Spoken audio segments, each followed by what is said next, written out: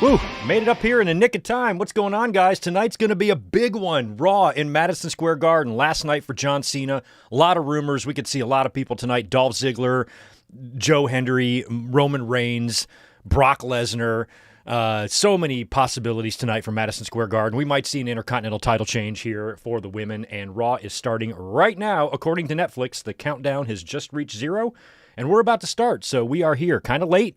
Wanted to be up here about 5 minutes earlier, but it took me a few minutes to just get set here, and we are ready to rock. So welcome. Happy Monday. Happy Monday Night Raw. This is probably going to be a pretty fun one tonight. At least I hope it is, because lots of speculation, a lot of groundwork being laid for Survivor Series, and a lot of big names spotted today in Madison Square Garden. So I don't know what kind of predictions I can give you, but I have a feeling we might see Roman Reigns and Brock Lesnar added to the War Games matches. In terms of what John Cena does at Survivor Series, I'm still holding out hope for the Dominic rematch. Tonight, I think Cena's going to face someone like Jeff Hardy or Dolph Ziggler or something like that, maybe even a Joe Hendry. But I think if we see Roman Reigns, he'll be involved with the War Games stuff.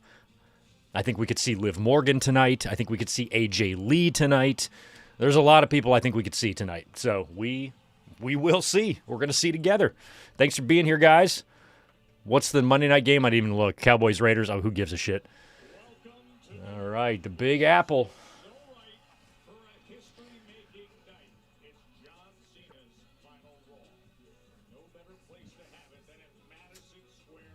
John Cena's final Raw sold out.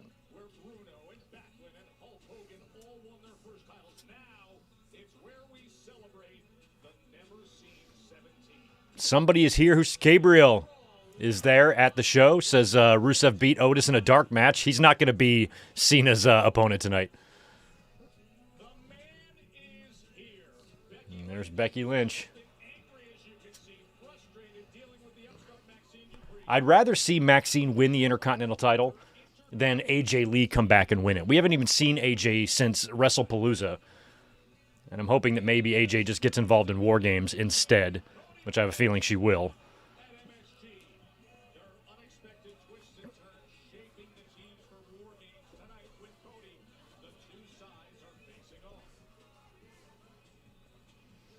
All right, here comes Paul Heyman. I definitely think we're going to see Roman tonight. And he's with the Vision and Logan Paul.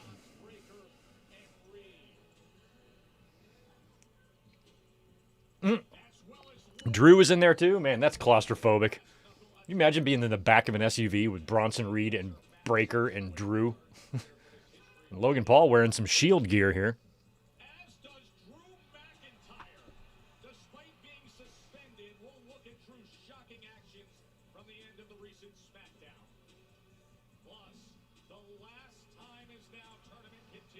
Yeah, Solo's got a mystery opponent tonight. I think it could be Jacob Fatu. I think it could be Roman Reigns. I don't think it's going to be Roman, though. I think Roman's going to be doing the War Games stuff. And Gunther is back. No big return for him. He's just back. Him and Javon Evans. That's going to be wild. I'm glad Javon Evans is getting a big-time match in Madison Square Garden. Good for him.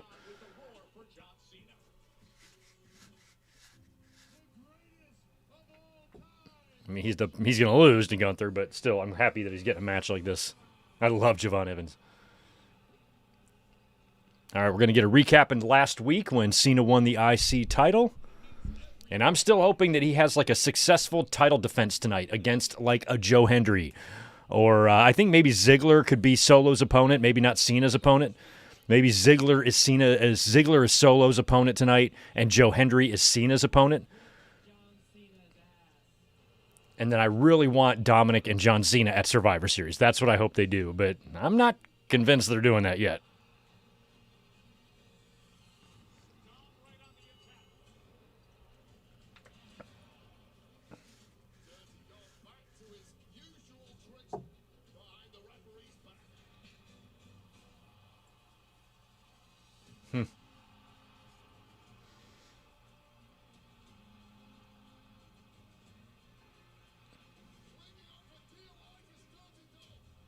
Oh, the ref bump. That's when I thought that he was going to escape somehow. What a week last week. As soon as John Cena rolled through that frog splash, I was like, he's going to win. He's going to win. There's nobody around. There's no time for anybody to run in. And Dominic sure as hell ain't kicking out of that. So it's over.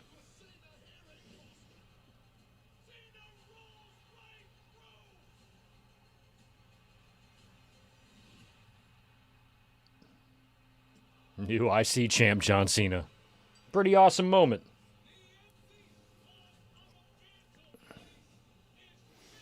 I haven't done any shout-outs yet, but it is good to see everybody. Thanks, Zane, Melissa, Red Raven, Rutger, Tatanani, Gabriel, AEW, or EAW, Colin Wright, Daniel Barry Sports, Crazy J, William Cullen, The Juliet. Good to see you. We got Spencer Dunnings, Ricky Zalvadar up in here, Garrett. Good to see you. David Brown, Denny Down Bad. What's up, Angie? What's up, Domo? What's up, Doug Unfunny? Michael Cuomo, I think I got you already, right? Michael's here too.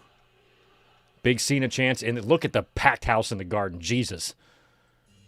And he's opening the show. So I guess he's going to be out in a blue shirt because half the crowd is wearing a blue shirt. So he must have last time is now New York.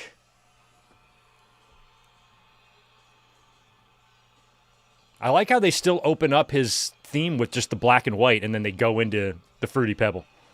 All right, so he's kind of got like a Yankees type of logo. Sorry to the Mets fans in Madison Square Garden tonight. Help me out, New York people. Like, what part of the city is generally Mets fans and what part of the city is generally Yankees fans? Is Madison Square Garden Yankee territory or Met territory? Look at that building. John Cena, remember him winning the U.S. title there at WrestleMania 20? 21 years ago. John Cena's final Raw ever.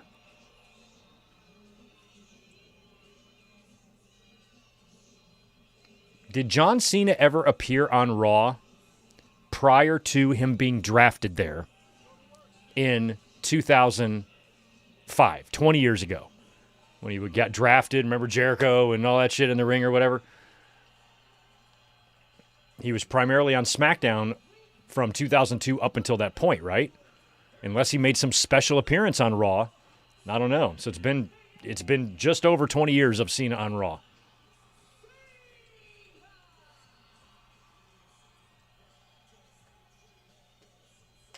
Mets or Queens. Okay. Nice.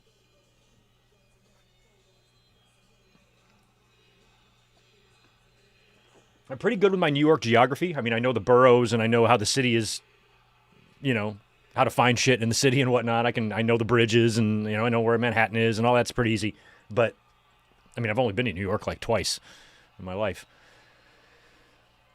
And I've never been to Madison Square Garden, and I want to go there one day.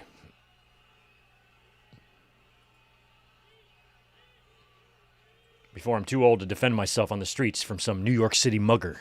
I want to make sure I go there before I get mugged.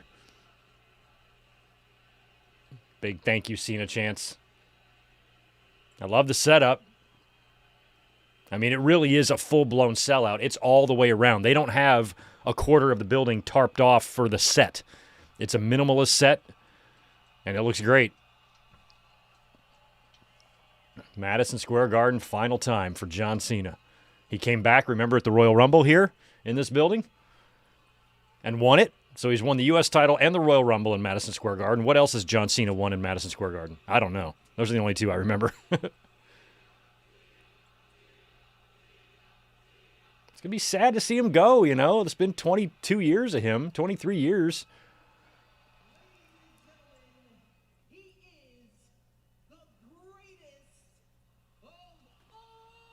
The greatest of all time.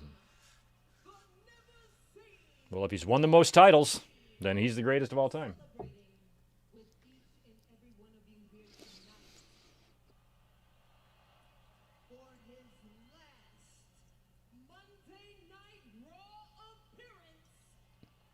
I wonder if he's like, it's bittersweet, I'm sure, but I wonder if deep down he's really happy to be leaving. Like, I'm glad this is over,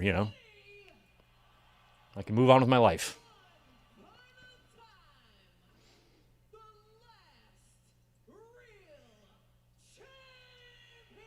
The last real champion.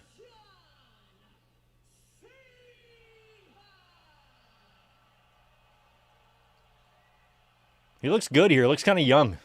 He's got a young vibe to him tonight. Looks a lot like classic Cena. Wow, I wish I was there, man.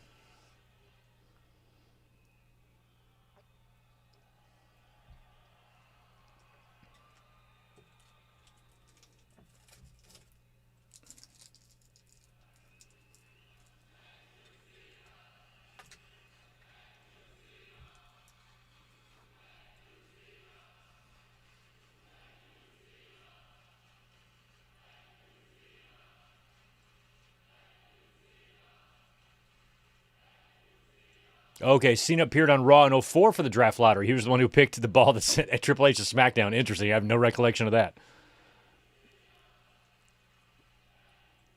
Boy, do I welcome that enthusiasm.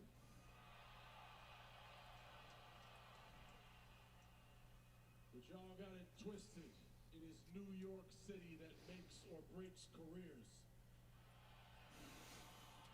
And at the end of mine, I look around and see people as far as the eye can see.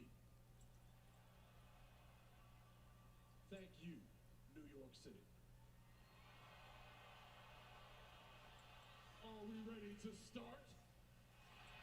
Yeah, Cena's gotten some big ovations in Madison Square Garden despite his polarizing. Yeah, what's going to happen here? Who's coming out? Who's going to interrupt him? I said it could be Joe Hendry. I think Joe Hendry could come out and challenge Cena and lose to him, facing Randy Orton and John Cena in the same year. But with this second to last match, Madison Square Garden, I don't know. It might have to be someone with a little more history. I really like the idea of John Cena versus CM Punk. I really like that idea tonight, if they do it. So hopefully Punk comes out.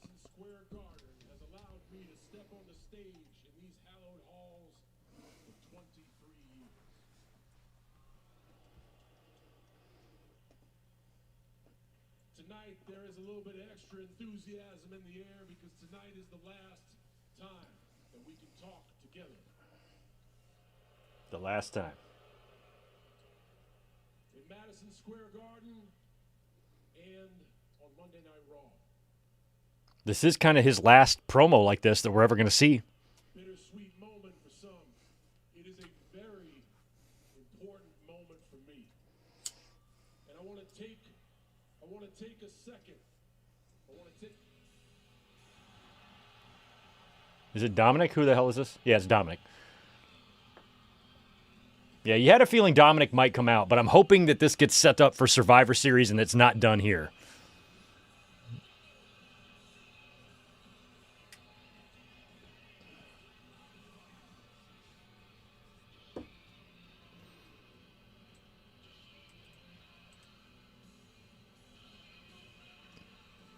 Do I watch Vlad TV? No, I don't even know what that is.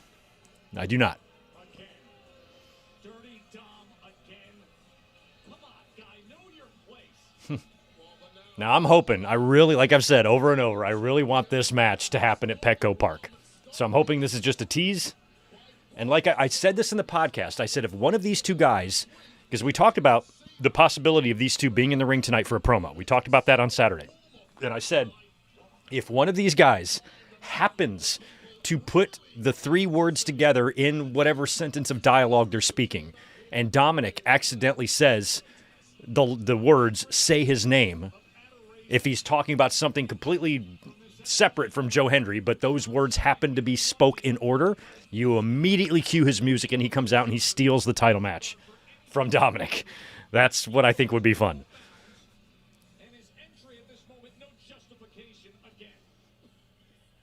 Maybe Cena brings up Eddie, and Dominic says, "Don't say his name," or something like that. You know.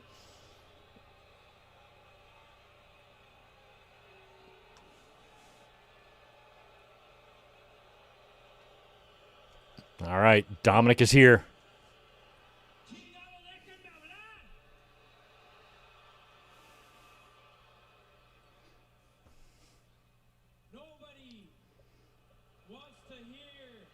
what you have to say. I love Dominic. I love Dominic. John, last week Although, when you get older, you're going to regret all them tattoos. you were handed a What is it with kids? They just go crazy with the tattoos, don't they? like you've been handed It's like they can't. everything else. As soon as they're old enough, boom, let's just paint up my whole body. I'm like, you're not going to want that when you're 60. I have fought for everything that I have. Que me dejen hablar, chingado. Yeah. What Dominic said. So I want a rematch for my Intercontinental Championship. Do it at Petco. It's tough to process over all the noise. I think you just asked for a rematch for the Intercontinental Championship. Yes, that's what he did. Oh gosh, did you ever come to the right building? If you think I'm gonna back down on my last Monday Night Raw, hell no. I gotta do one thing first. I'd really like to ask New York City how they feel about this situation. Well, if John Cena's going to defend the title here to Dominic, he's got to lose it then. In the world's most famous arena, Dom Mysterio face to face with John Cena for the Intercontinental Championship Are we going to get an interruption? here, right now. Is somebody going to come out and say, no, no, no, no, or something like that? You feeling froggy? Jump, fella. Here we go. Oh, he wants it at Petco. He wants it at Petco. He wants it at Petco. He's going to say no. No, he wants it. Yeah. No. No is the right answer. He wants it at Survivor Series. We already did it your way. Yes. Yes. Management on Here it comes. Let's do it my way in my hometown. your side.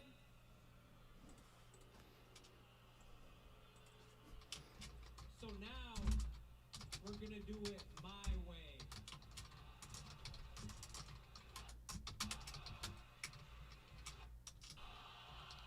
Shut the fuck up. Netflix are saying Choco Fun Cup. Choco Fun Cup. You want to make it Choco Fun Cup? Choco Fun Cup. They're not saying that. It sounds delicious. Choco Fun Cup? Are you done? You want to fight now? Or it sounds sexual. No. Survivor Series, San Diego, California. Yeah. My way, my home turf. Hell yeah. Done. Done. You want your rematch in your backyard at Survivor Series on ESPN, San Diego, California, you and me, for the Intercontinental Championship? No problem. No problem. Here's where I have a problem. I told the world that I would have a match tonight on my last Monday Night Raw. Yeah. He did say that. And I see an opponent right in the middle of the ring. So for tonight, let's forget about this and focus on this. I'll put that up in San Diego, but tonight, Yeah. if you got the guts, you will face me right here, right now, one-on-one, and take a chance at making history. Do you feel lucky? So he's still going to face Dominic 3 times? No way. Come on. Joe Hendry. Who's this? I don't recognize any of these songs. Whose theme music is this? Oh, it's Judgment Day? That's their music? It's not that other bridge song or whatever the fuck?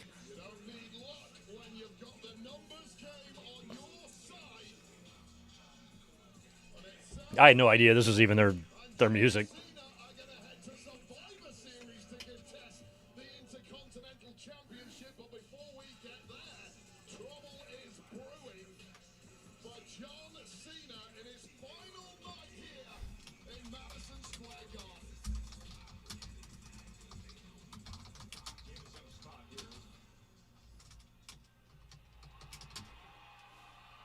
Shirt's off. He's ready to go. He looks tan. John Cena doesn't even look super pasty pale. Good for him.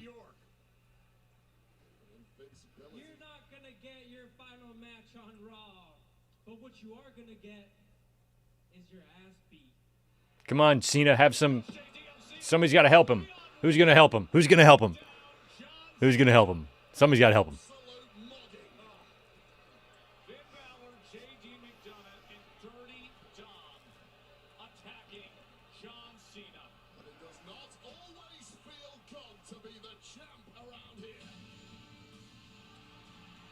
Sheamus? Sheamus? Look at Sheamus running. Be careful, Sheamus. It's a lot of red going on there, Sheamus.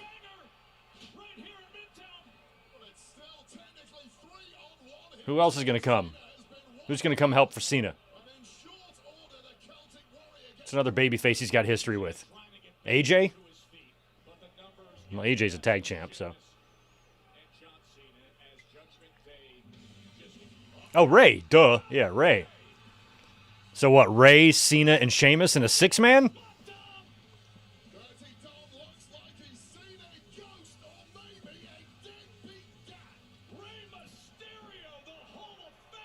Going after his son.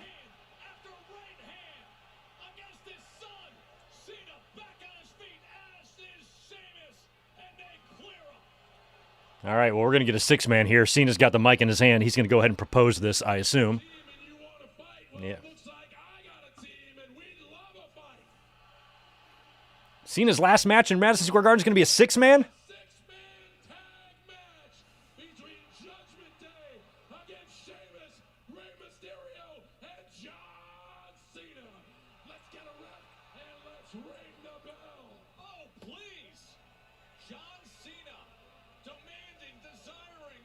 Did John Cena ever work with Finn Balor? Is this their first time in the ring together?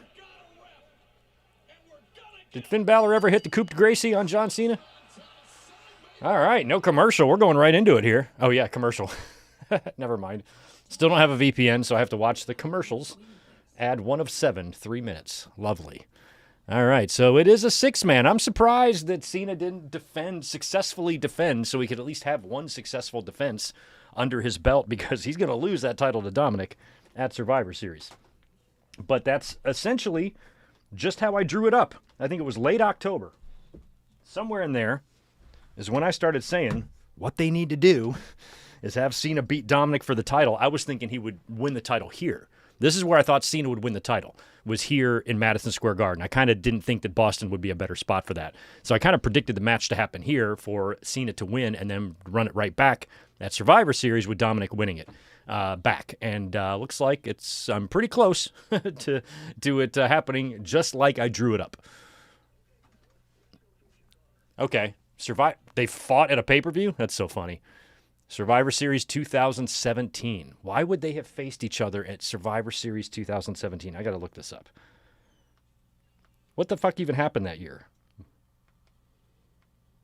Like, I have no idea what even happened that year. Cena must have been champ. Were they both champs? No, they wouldn't have been champ. What the fuck? Let's take a look here. 2017. No, that was the AJ and Brock match, right? Okay. Oh, Cena was Cena U.S. champ? No, he wasn't U.S. champ either. What the fuck happened here?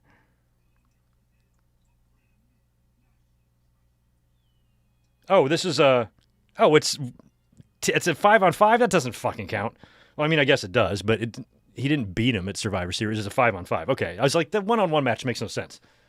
Okay, 5-on-5, I could see that.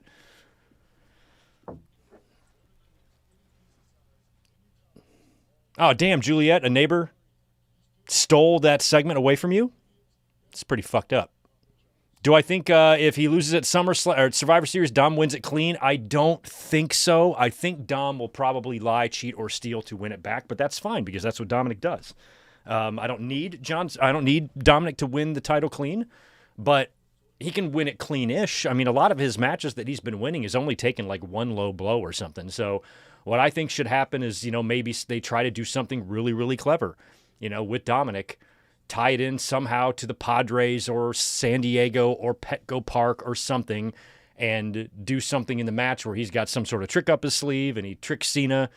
And maybe, just maybe, after Dominic wins the title back, as long as he didn't cheat too much, because don't forget, Cena just spent the first half of the year being a heel, that Cena kind of gives him a little nod. It doesn't have to be a handshake and a hug. We're not trying to turn Dominic babyface or anything, but maybe when the match is over, Cena just kind of is like, okay, this is, you got one over on me. This is your house now, and acknowledges that Dom was the better man. Maybe a little pat on his butt. And maybe that can be the beginning of what will be an eventual Dominic babyface turn next year, especially if Liv Morgan comes back and she's not too happy about things.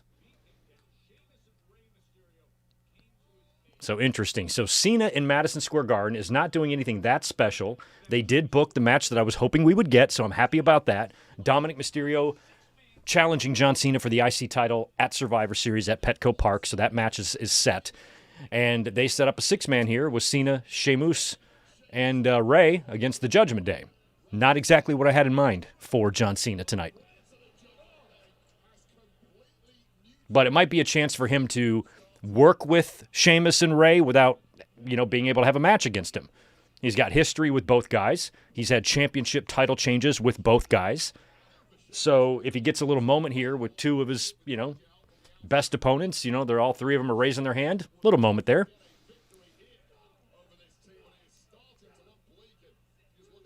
I mean, the legends on that one team,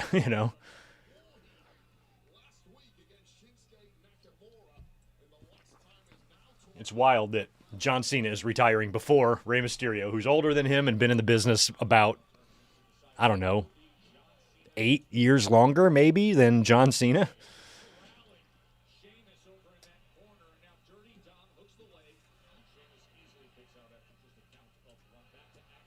Oh, man, what if Cena comes out with a lowrider for Mind Games at Survivor Series? Hell yeah. I think Dominic might. Dominic coming out in one would be perfect.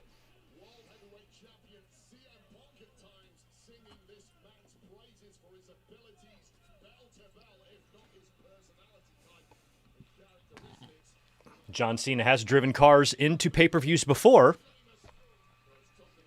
I know WrestleMania 23, and something tells me there's another one in there somewhere too, where Cena has been behind the wheel of something.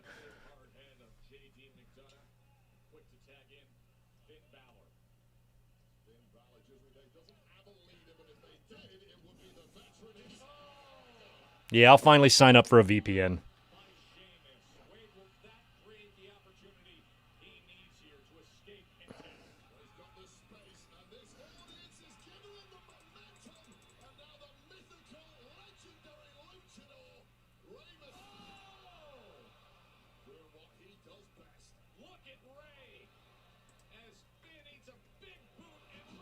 Nice. God, Ray, the fact that he's still doing this. I remember when he got signed and he came in 2002, I remember thinking that Ray might be washed 23 years ago. I'm like, well, he's a little older now. He can't be doing all that crazy shit he did in WCW. Oh, yes, he can.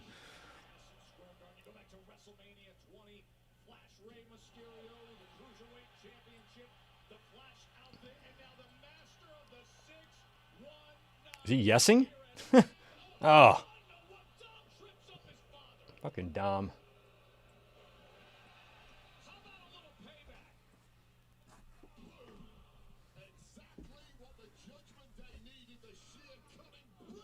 Ray loves doing that sliding spot.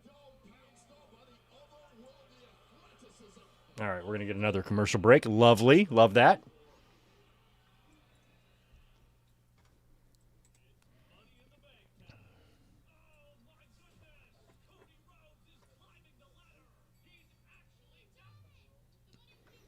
Yeah, Ray got into the Hall of Fame before Cena did, but Cena retired before him. That's a rarity.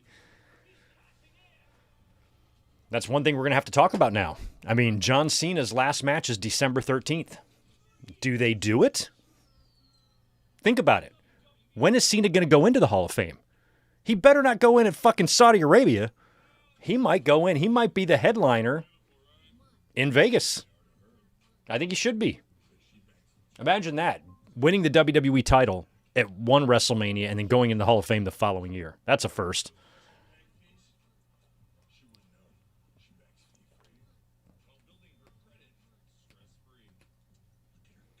I am curious. I guess the Hall of Fame is going to be in Saudi Arabia as well for WrestleMania.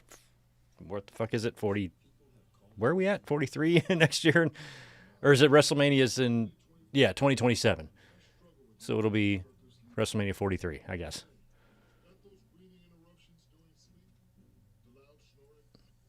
I'm starting to lose track of which ones we're on. We're upcoming is 42, right? We just did 41? Okay. Yeah, that's right. 40 was in Philly. I was at 39 in LA. Okay. I'm back on track.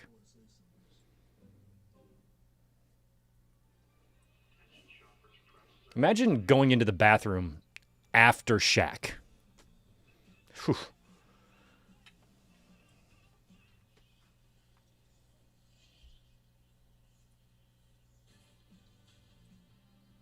What's his deal? What's his deal? He got that more for your money feeling at Metro. With one line of unlimited 5G for just $40, period. And a free 5G phone. And no activation fees. And the best network. Get holiday savings only at Metro.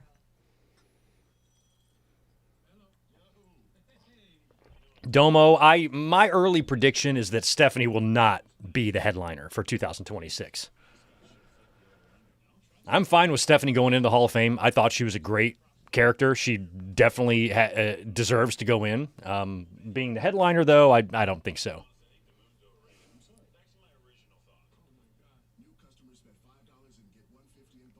It would be cool. Well, no, because they're all headliners. I was about to say it would be cool if John Cena waited until everybody retired and they did one big Hall of Fame class of John Cena, Batista, Randy Orton, and Brock Lesnar all going to the Hall of Fame in the same class since they all came in together. But they're all headliners, so you can't really do that.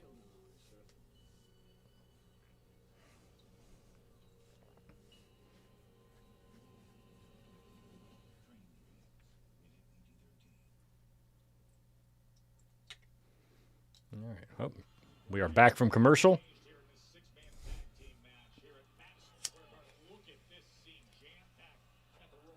Quite the house there in the Garden. Let's see what they did for ticket sales for that.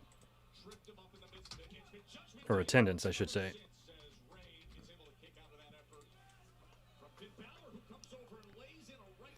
18,000 in the house. Jesus Christ. Yeah, they had a couple of dips there in attendance and ratings, but we talked about the next couple of Raws were going to be huge with Boston and MSG. And if they can just weather the rest of December, that's going to, have that huge house for John Cena's last match, then we're getting into Mania season. So WWE should keep the numbers up, at least for a little while. After Mania, though, might be a whole different story, especially if they shit the bed again at next year's WrestleMania.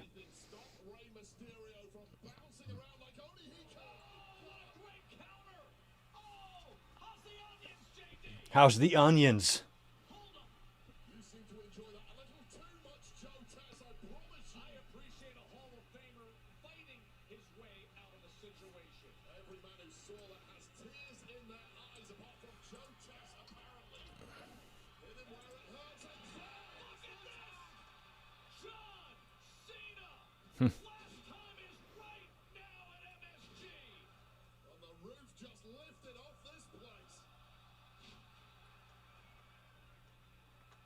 Good to see JD getting to mix it up a little bit with Cena right before he retires. CM Punk put JD McDonough over in his promo the other week, too. All right, Cena, this five-knuckle shuffle, it's impossible to miss this head. There you go. That's a 33-pound head right there he's got. JD out of that AA. Oh. Sling blade. So Sheamus hit a bro kick or a knee to JD. Sling blade to Sheamus. And then we had something else and then a super kick. I kind of got lost there. There was a lot going on.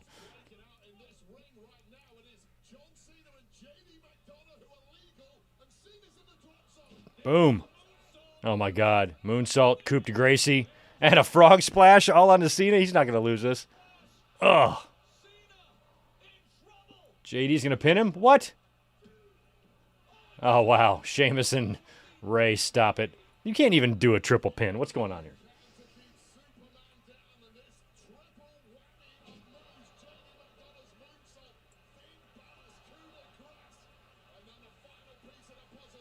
And the big frog splash. He took all three.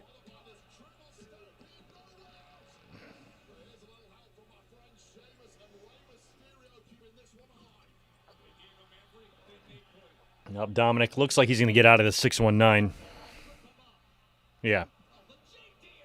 He's still got the IC title on his merchandise, so he's going to win it back at Survivor Series.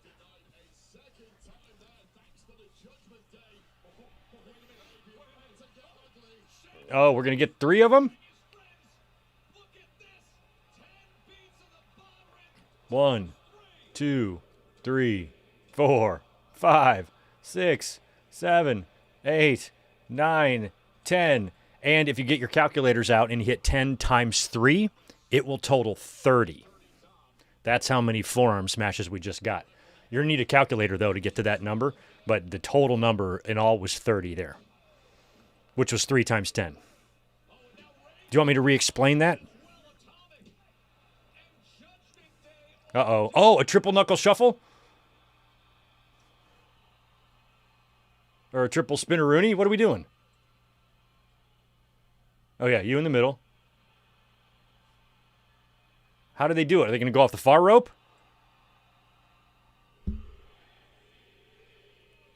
Off the rope. That was a quadruple 5-knuckle shuffle, for those wondering. Quadruple means 4. Double 619. Double means 2. Oh, bro kick Sheamus. Oh, that's a pretty exciting finish. Is that it? That's fun. You know what? I wanted Cena to do something a little more maybe special, but that was fun. Like, he gets to win a match with his friends. Sheamus, Ray, and Cena. I can live with that.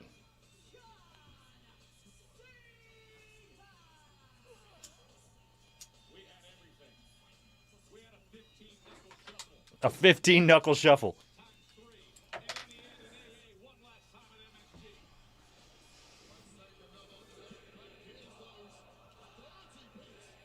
$30. Stu Bennett also has his calculator out. He knew it was 32. Wow. Thought I was the only one that processed that. There you go.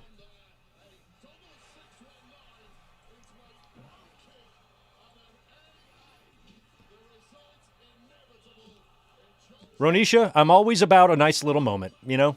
I'm very rarely going to reject a nice little moment, especially one like this.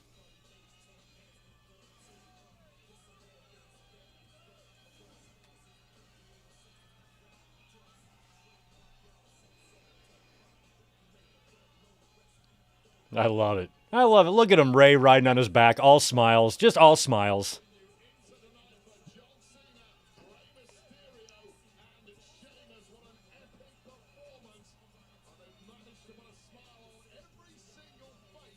You know, if I ever was going to end the YouTube channel, I think John Cena's last match would be a nice night to do it, but I'm not ready to quit yet. So we're not going anywhere. But based on how much of this channel was born out of me, a veteran wrestling fan, speaking up to the younger audience saying, you guys are being stupid about John Cena. You're all out of your minds. You're all crazy. And you don't know how to manage your emotions. You don't know how to separate bad booking from, you know, complete and utter derangement. And they just let their emotions get the best of them. Immature. And I spent a lot of time saying, you guys are going to regret that one day. And, of course, they do. Love it. IC rematch in San Diego. I'm going to be there. Who else is going to be there? Make sure you hit me up. We're going to be finding a little spot right by Petco Park a few hours before the show. We're going to post up there, have some lunch, hang out, have a couple of cold ones maybe. Although I'm probably not going to drink too hard that day. I might have one in the stadium, but I'll probably take it easy. And we'll be there hanging out. So let us know if you're going to be in the area.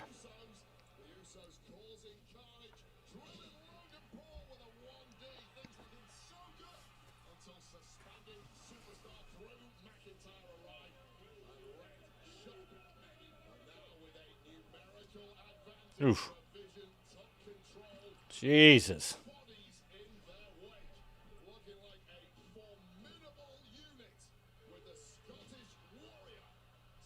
That tsunami is just crazy. That's the best top rope splash I've ever seen. Kamala used to do a top rope splash, and it did not look good. But that tsunami is something else, man.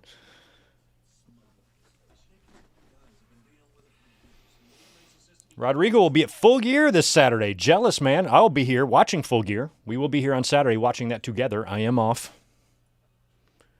No joke, I actually am going to go on WWE Shop and get a couple of those LJN figures. I want to see what they're like compared to the old ones, since I still have my old ones. You're both in charge of enforcing the rules and regulations and what rules and regulations. We know. Listen, I have great respect for you both. I have great respect for you both. God. We need anger management. If you think my fourth pick of Drew McIntyre pissed you off. All right, so Heyman's basically like, if you think Drew pissed you off, just wait. It's got to be Brock. It's Brock. It's got to be Brock. I mean, that's quite a fucking team right there. I feel like the weakest link in War Games is going to be Jimmy. Oh, yeah, it's Brock. This is going to be fun. I can't even imagine what Hi, Stephanie. I've said it before. There are regular good looks, and then there is whatever the hell Stephanie has. You just have regular good-looking people, right? Just regular, normal, run-of-the-mill, sexy people. She's beyond that. There's not even a word for that level. All week. Every day. And you'll buy me anything I want. Fuck you, Grinch.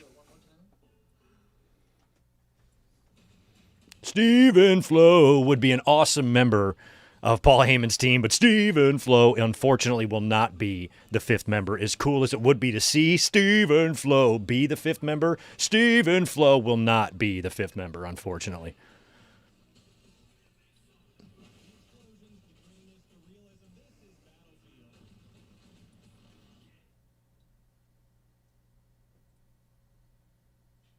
Still 2 minutes ads left. Jesus. Oh, you're getting a Jackie Redmond interview? Who's she interviewing? New Day or something?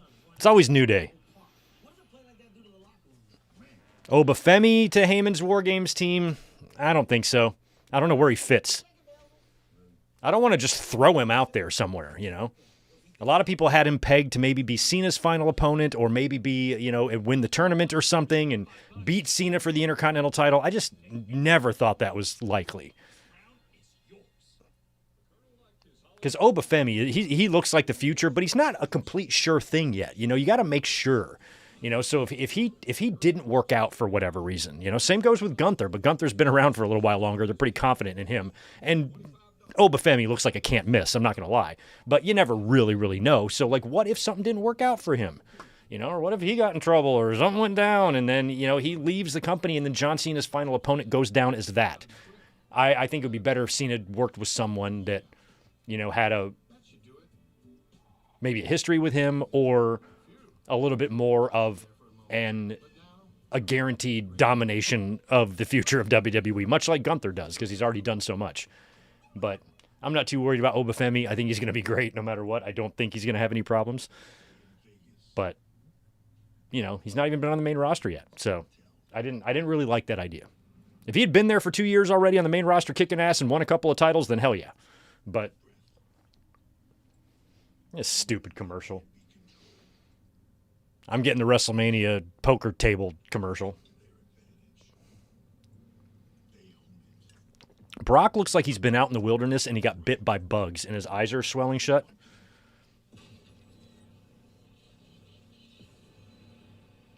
I mean, it's 3 Paul Heyman guys and Cody.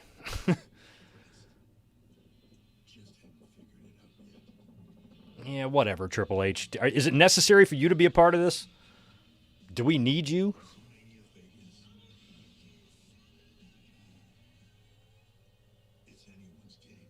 I am happy that we're getting Aerosmith as opposed to Travis Scott this year. I hope Steven Tyler makes an entrance during the main event and the song just plays on a loop. Wow, look at all those John Cena magazines. That's awesome. Quaker Oats. They're selling Quaker Oats at Madison Square Garden? You just want to have a little, enjoy some wrestling and some oats? Who the fuck is buying Quaker Oats? And MSG. Hey, babe, I'll be right back. I'm going to run up to the concession stand, get some oats. I hate that guy. Eric Andre. I cannot stand him. You're weird. Who are you?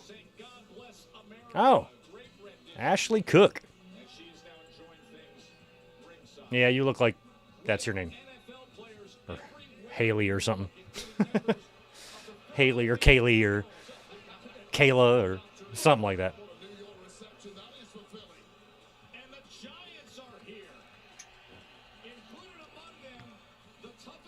Look at there.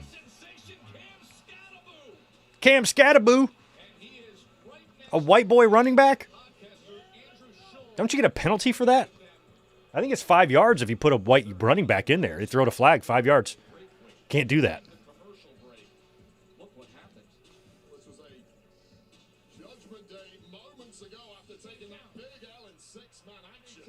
Oh, Jackie is with this. This is with Simon Gotch or whatever. Oh, uh-oh. Dominic getting in the face of these Rangers and Simon Gotch over here. Or not the Rangers, the Giants, but they're wearing Rangers and Yankees jerseys. Back up, Dominic. Yeah, these Giants better be careful because Dominic will fuck all of them up. Oh! Oh, there we go. It's full-blown brawl? I missed all this because of commercials?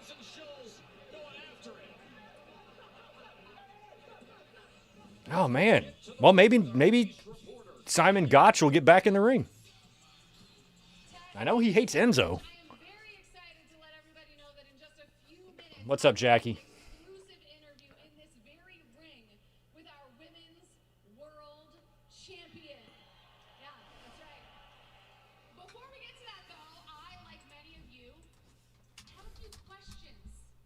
What's that?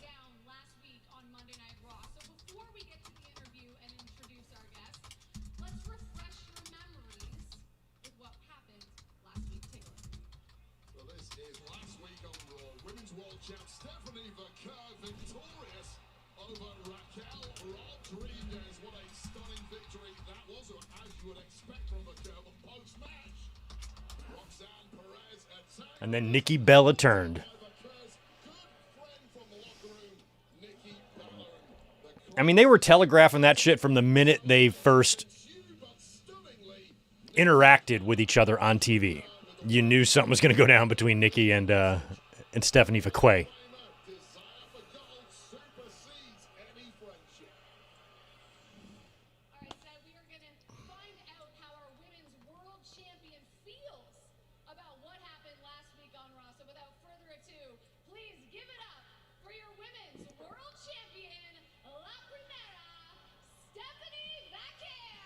Stephanie Vaquet, here she comes. I love her song, I think. Stands out more than like Julia's did. Or I like the I don't like the whole song, I like the beginning of the song.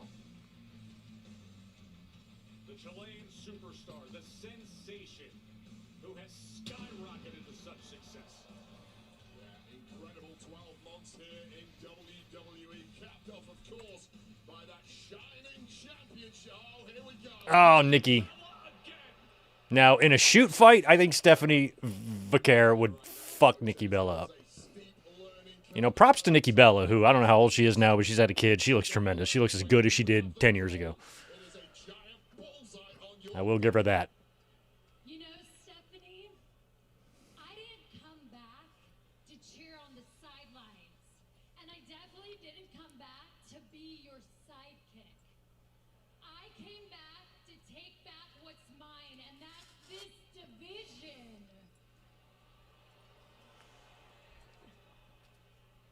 So, Mamacita. Thank you for reminding me who the hell I am. You will be giving me a match for that Women's World Championship. When? At Survivor Series? And not only that, you will bow down. Bow down. The woman who changed this entire industry, Nikki Bella. Okay, so that means these two will not be in War Games, which means I think AJ Lee will. AJ and who? Liv? Comprende, mamacita? Comprende, mamacita.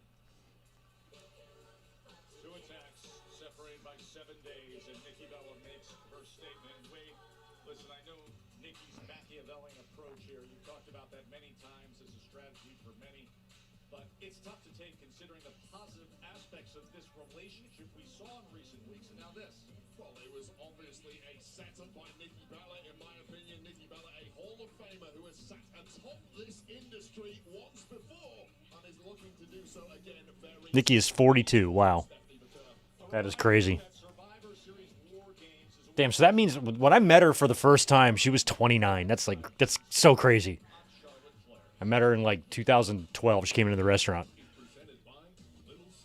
And she was very nice.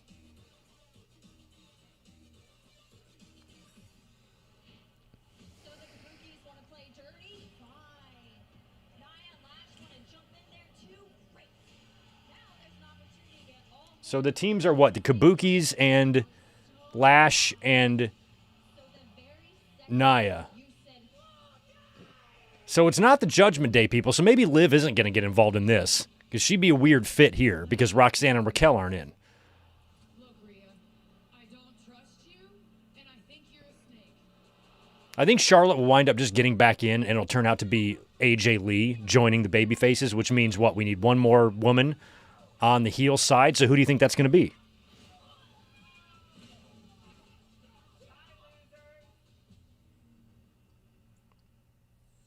Would it be Jade? Look at these two.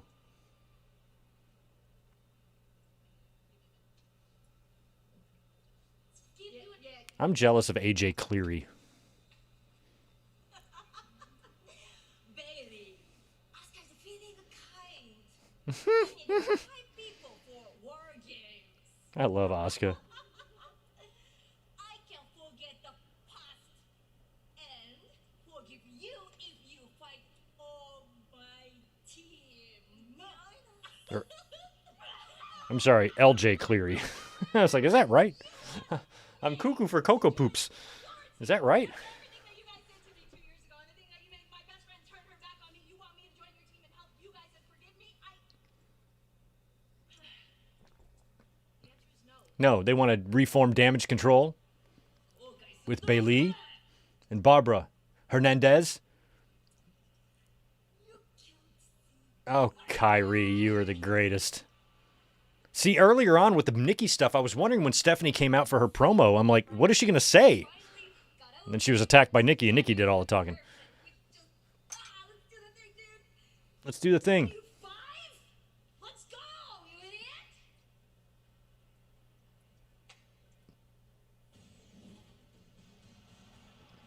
All right, well, that was stupid. Oh, here we go, guys. All right, here comes Solo Sikoa. So we're going to find this out. This is going to be a top-of-the-hour segment. I wouldn't be surprised if we get a commercial break here before we find out. I'm not totally sure.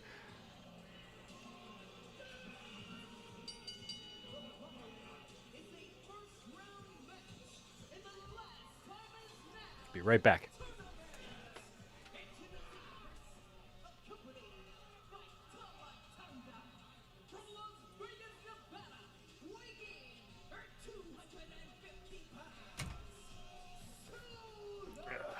All right. Oh, I didn't even realize. Actually, I think I can take Punk away. You can see Tito. There's Tito right there. Hey, buddy. He's sleeping. Hidden by Punk. Cena himself said, I want a tournament filled with past, present, future greats. Who could it be? We all find out. Solo versus Swerve Strickland. Now, I'd mark out for that. It ain't Edge. It ain't Edge. It ain't Jericho. It ain't Swerve Strickland. I think this, and it's not Joe Hendry, I don't think. I think, okay, we're getting a commercial break just like I thought. So I believe his opponent is going to be either Dolph Ziggler coming back as Dolph Ziggler, because as we saw, Matt Cardona came back as Zack Ryder. So I think it's going to be Dolph Ziggler, not Nick Nemeth, or possibly Jeff Hardy. I don't think that... I mean, it could be Hendry. I just think a lot of fans are expecting it to be him. So... And Adam Pearce went out of his way to say the fans haven't guessed it yet. So I don't think it's going to be Hendry, because that was like number one for everyone. I don't think it'll be Roman Reigns, because I think he's got to be involved with War Games somehow. MFTs are doing the classic 5-on-5 with Sammy and company. It could be Kevin Owens. I don't think it's him, though. I think he's going to be out for a while. So Solo is doing, they've already got their Survivor Series match set. So whoever it is isn't going to tie into that. Unless it's fucking Chris Sabin. I hope it's not Chris Sabin.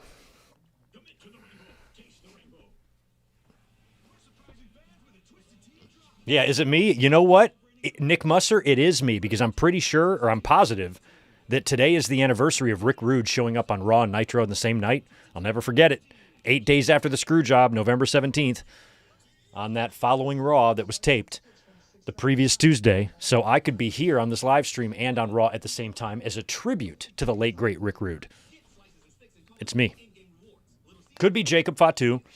Oh, my God, it better not be Alberto Del Fuckface. Not in Madison Square Garden. They'll boo the hell out of him. There's no way. It's not Alberto Del Fuckface. I don't think it's Randy Orton. It's got to be somebody better than that. We'll see.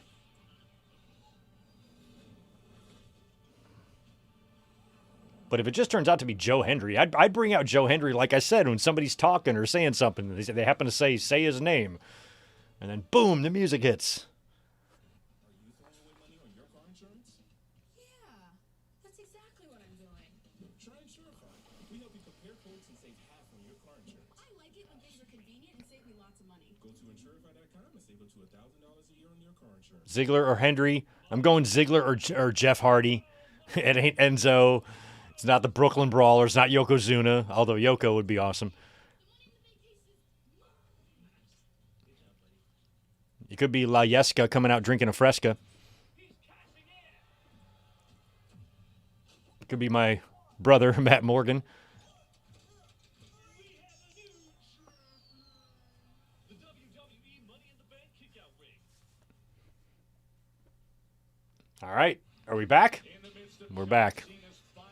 Could be Mustafa. See, whatever, they just came back from commercial, so whoever it is, I don't feel like it's huge. Now they're running through the podcasts.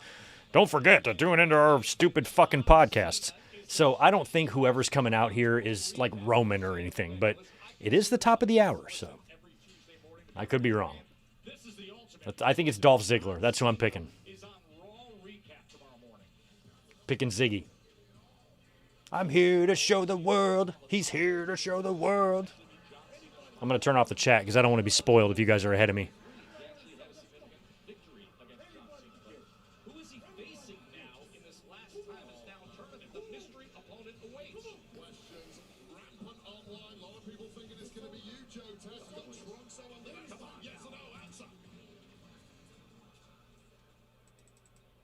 Who is it? Are we? His opponent. Who is it? Who is it? It's Dolph. It's Dolph. Big pop. How long's he been gone? Couple of years, right? After being there for at least 15, I think. Probably more than 15. How long was he there? 18 years, maybe? Probably 18 years you put in the company?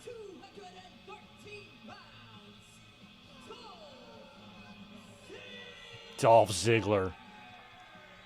So there are some fans that are mad that, you know, Zach wasn't Matt Cardona, and I'm sure there are some that are going to be mad that Nick wasn't Dolph Ziggler, and I get it. I kind of wish they were Nick and Matt, but they're not. They're Zach and Dolph. So it's not a hill I'm dying on, you know. It's whatever.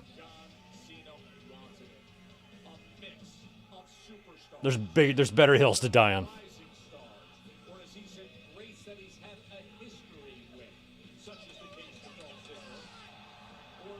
I remember like 2002, fans started losing their shit because Benoit and Jericho suddenly started being billed from Manhattan and Atlanta. And I'm like, yeah, I get it. It's dumb, but is it worth the energy of losing your mind over? Like, fuck, who cares? I don't give a shit. You can bill them from Timbuktu for all I care.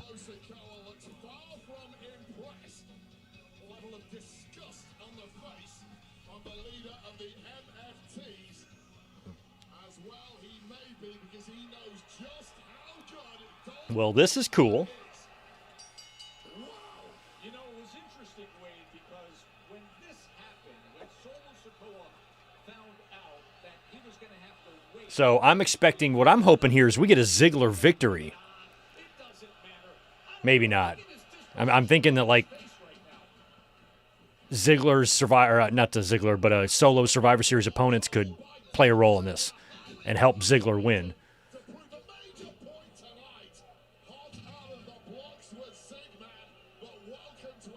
But I have a feeling, I mean, this is a TNA wrestler, so I think Solo's going to beat him. Might be a clean win for Solo, actually. I'm not even sure if we're going to get interference. Got to remember, Ziggler does not work for the company. Got to remember that. He is a TNA wrestler. And TNA, it's not a working arrangement. It's, hey, we're going to allow you to become our own personal bitches. And then we're going to pretend like you're benefiting from it. Oh, there we go.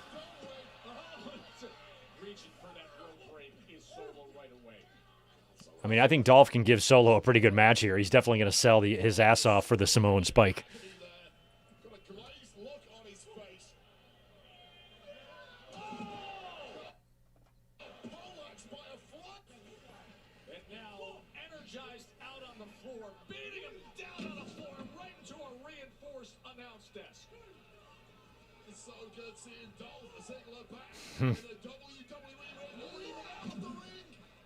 Look at how highly energized he is to take advantage of this opportunity. Big Let's Go Ziggler chance. I kind of do hope that the Machine Guns and who else is on the other team? Sammy and who else?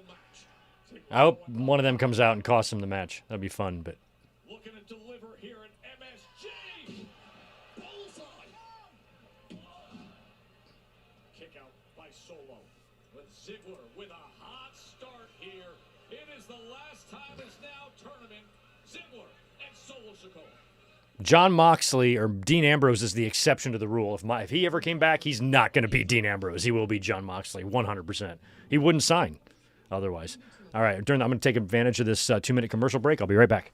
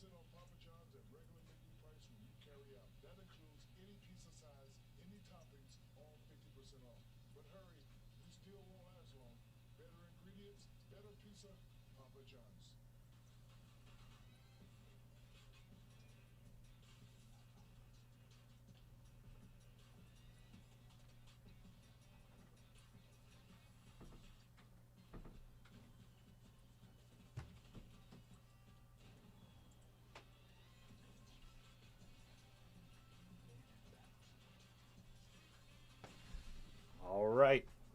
Cool. Still a minute 35 left. Had to go out there and touch base with Elizabeth.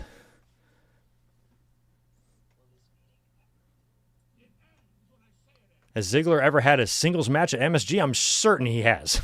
He was there 18 years. But who knows? Oh, man, I forgot to grab my frosty beverage.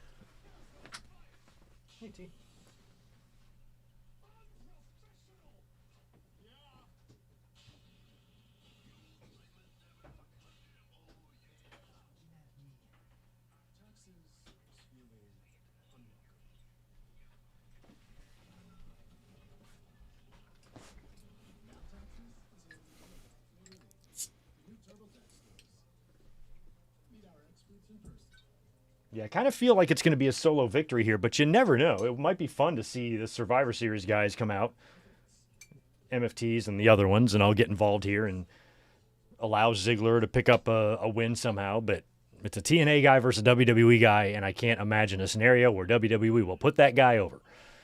So I feel like it's got to be solo.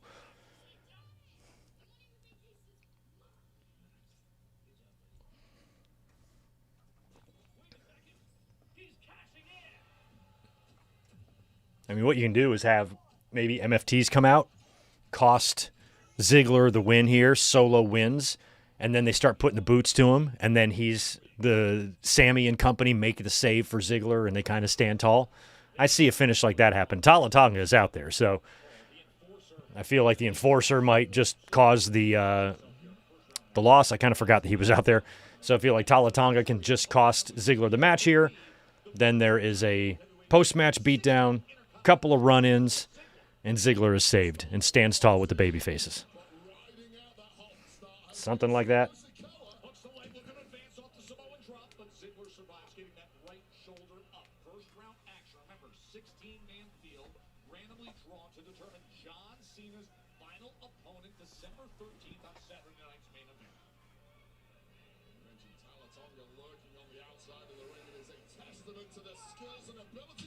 Oh, he misses.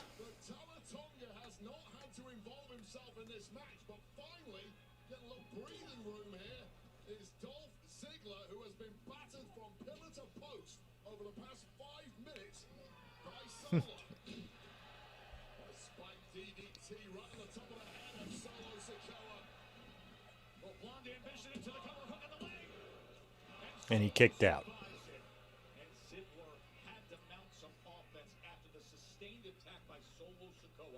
For those just tuning in, Solo Sikoa's opponent was indeed Dolph Ziggler. This was kind of leaked earlier on in the day. Fightful Select, at least that's where I had read it from. I'm not sure who dropped it first, but I read it over there that he was there. He was in the building, and he's likely the planned opponent for Solo. But he was on our list. He was one we talked about last week as being a possibility. It also feels likely and has been feeling likely over the last week or so that Roman Reigns and Brock Lesnar might be rounding out these Survivor Series teams, and it looks like that's exactly where they're headed based on the reaction from Pierce and Aldis when they read who Heyman has selected, and they both went, oh, brother. So it must be Brock. And the baby faces are probably going to have Roman, which means Brock and Roman are going to once again be adversaries after we really thought that they had finally finished. Oh, zigzag. Is that going to be it? No, Tala's going to stop there. He's going to grab the ref. Oh, no, he kicked out.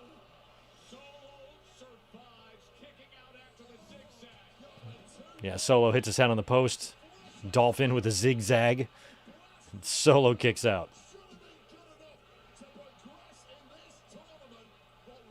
Good for Dolph getting a reaction. I'm curious if Dolph Ziggler and CM Punk had any backstage interactions today, because there is some heat there with Dolph's brother and Punk. And I don't think Dolph likes Punk very much anyway.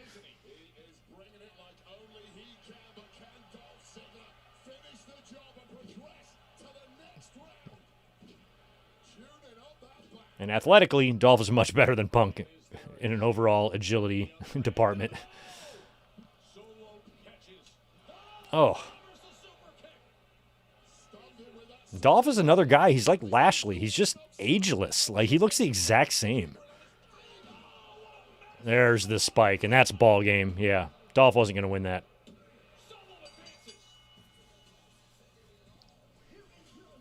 Look at fan goes, what? What are you crazy? I'm like, yeah, come on, use your head, bro. It's a TNA wrestler. You think WWE's going to put that guy over against one of their own? A TNA star against a WWE superstar? Come on, get real. Celebrate with his mentor Solo Sikoa. But wow, this was the moment. Nowhere, a man so eloquent with his fist catches Dolph Ziggler with a Samoan spike, and now Solo Sikoa progresses to the next round of the last time is now tournament. Who's next? Step closer. Yeah, who's next? Solo advances. Take your ass back where you came from. Main event in the middle of December. And wait until you see who's still to come in our next first round tourney match. Get ready to fly. There's another? Is presented by Google. What's the other tourney match I'm forgetting? There's another one tonight? Oh, yeah. Javon Evans. You and Gunther. I did forget. Well, look, I'm glad I had Ziggler on the overlay here. I put all the possibilities, all the people that I thought we could see tonight. Ziggler, Hendry, Roman, and Brock. I left off AJ Lee, though. I think we'll see her. Or I think there's a chance we'll see her. Sit back, enjoy the ride, come along with me. Well, the boy is bouncy, but the boy also drew the short straw in the last time is now tournament because NXT sensation Javon Well, I hope he puts up a fight. I mean, Gunther's going to win this, but I hope it's... former world heavyweight champion, the ring general, Gunther, that is later tonight. Oh, I was hoping that was next. Oh, here comes Lexi. Charlotte Flair, and now the great divide with her bestie concerning War Games. What is the latest with Alexa and Charlotte? We find out next.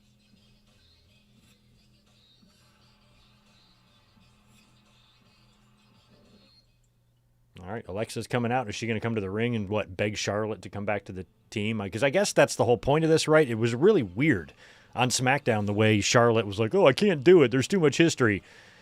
And I'm like, what are they doing here? But then it seems like the only reason they're doing it is to create drama within the babyface team, because that's what you do a lot. So I'm like, okay, that's fine, but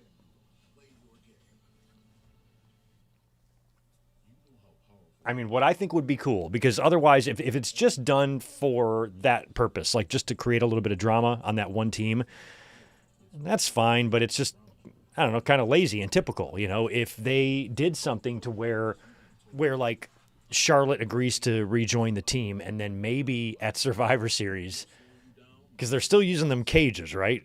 Maybe they redo the Dakota Kai and Tegan Knox turn, and they do it with Charlotte and Alexa. Or one of them, probably Charlotte, comes out next and then turns and then boots Alexa Bliss in the face and just beats the shit out of her. And says, I never wanted to be your friend, and completely turns on her. And maybe something like that turns Alexa Bliss to the dark side, or back to it. And she starts, you know, all that stuff, you know, that leftover stuff from Bray Wyatt starts bubbling up again. And then she torments Charlotte. And then you do a double turn. Or I don't know. But if you did something like that, then all of this shit with Charlotte would be fine. But if it's just done to create drama and make you and one of the can they coexist bullshit, you know, and that's so boring. But if it leads to something, Thanks to Google, Pedro knows more than he wanted to about gravel. And Judy wouldn't call herself a plumber, but she dabbles. Wait, how do these things work together? Honey, I did it! So far, if they've learned one thing about home ownership, is that there's a lot to learn. Good thing you can just ask Google. oh, New Day interview with Byron. Byron's still hanging around, huh? I'm getting, once again, the good old WrestleMania commercial. Okay, I'm going to start looking into these VPNs. Between now and a year from now, I will Google VPN and get myself one.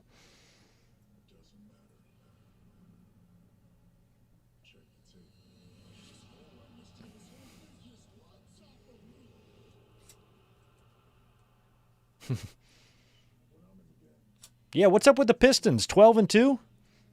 What's going on with them? Are they just getting lucky or something? Like, there's no way I trust that.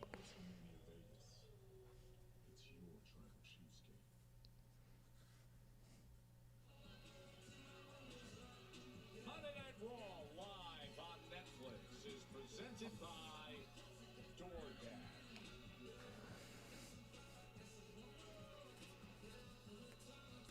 DoorDash. DoorDash. I've never doored a dash. Lil Yachty. Lil Yachty. Don't know anything about him. He's playing his video game. We got UFC in the house. Featherweight fighter. Yeah, Lin-Manuel Miranda.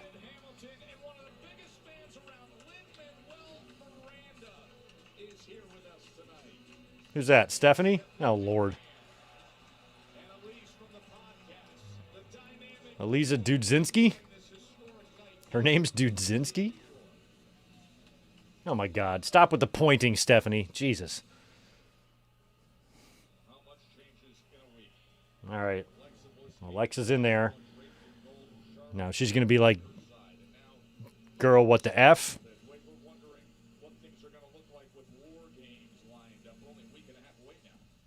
Oh, I know what's going to happen.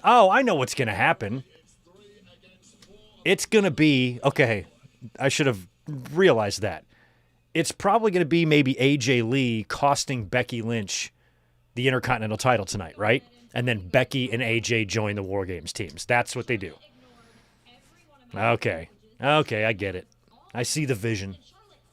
That took me a minute. Now it's all making sense. So that means Maxine is going to win the Intercontinental title tonight. Hell yeah. So now I guess I'm just gonna have to try this. Come here. You didn't talk to her before now? Really, Charlotte?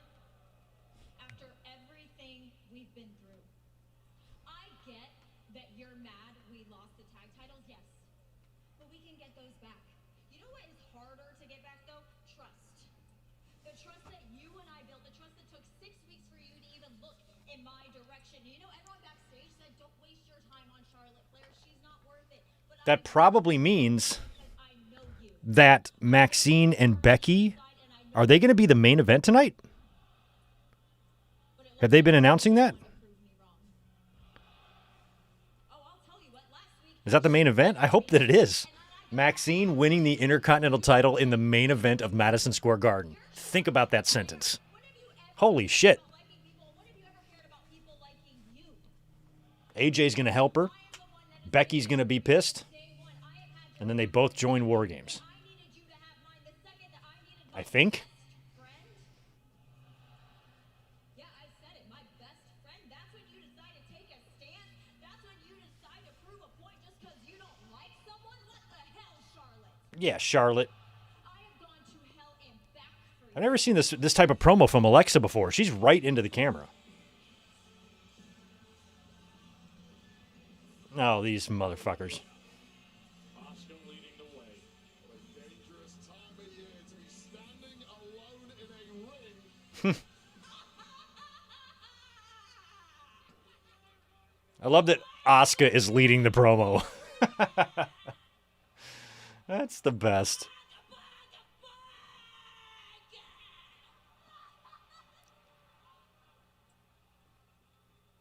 Yeah, Alexa, what she said. Yeah, what she said.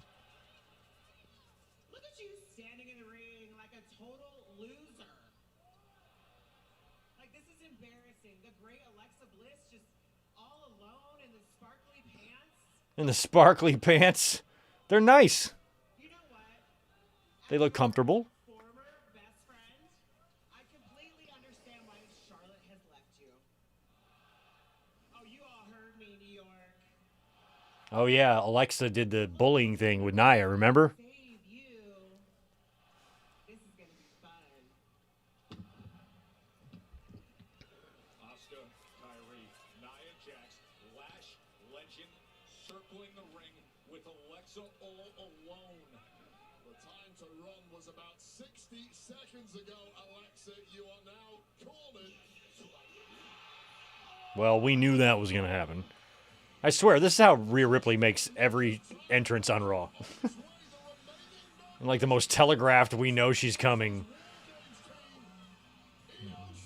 Of course, we have to have the music. The music must play. All right, let's get somebody added here. Okay, AJ Lee. AJ Lee saves here. So maybe AJ Lee doesn't help Maxine. Maybe AJ Lee comes out here. Well, maybe she still costs Maxine or costs Becky, and then Becky demands to be added to War Games to get her hands on her or something.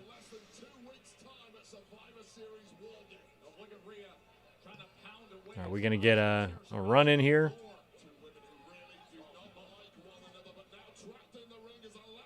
Poor Alexa's in there alone with fucking Rikishi and Aku. Oh, damn. Damn.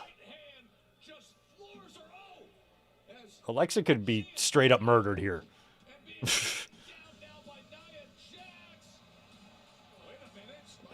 Who the fuck is this? Oh, it is Charlotte. Look at her. What are you wearing?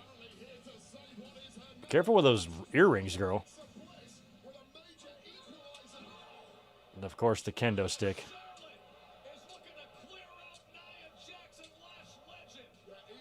Damn, she's wearing out Lash LaRue. Oh, damn. I like that Nia Jax is just in her around the house clothes. She's wearing what I'm wearing.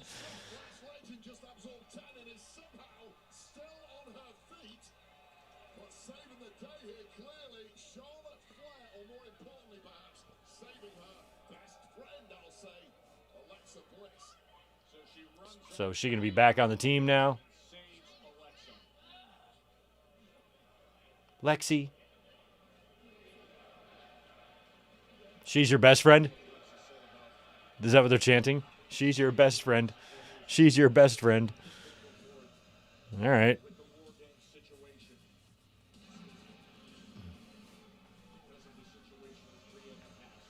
No, now Charlotte's going to have to... Can they coexist? Look at EO. That's hilarious. that popped Charlotte.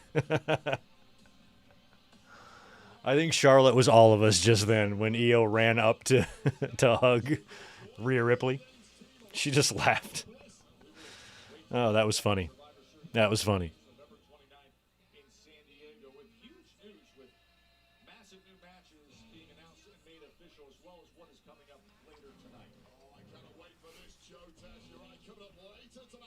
All right, so Jimmy's officially in. That means it's got to be Brock and because earlier in the day, I'm like, could they figure Cena into this?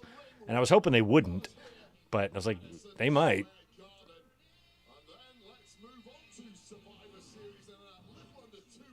All right, so that's official. Stephanie Vaquet versus Nikki Bella for the Women's World title in the town that Nikki Bella lived in. I'm not sure if she still does, but at one time she did. She lived here. So her and Ray getting title shots. Or her and Dom, excuse me, in their hometown.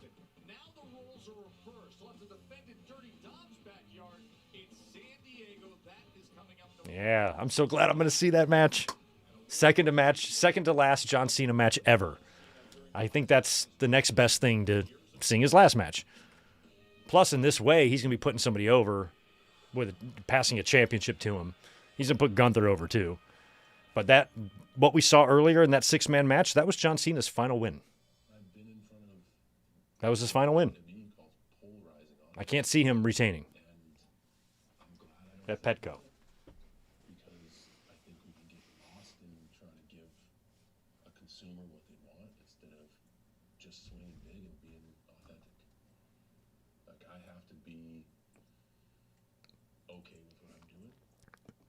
Last week when we did the watch-along, I completely, because I was talking during Cena's promo, I missed the whole thing about Saturday night's main event being like NXT versus WWE exhibition matches. Didn't know that. So some of you were referencing it in the chat later on. I'm like, what the fuck are y'all talking about? I didn't know that. until after the stream was over. I'm like, oh, shit. So I kept saying, like, oh, we should get, like, Charlotte versus Jade Cargill on Saturday night's main event, but we can't because it's going to be NXT versus WWE, something that John Cena apparently pushed for.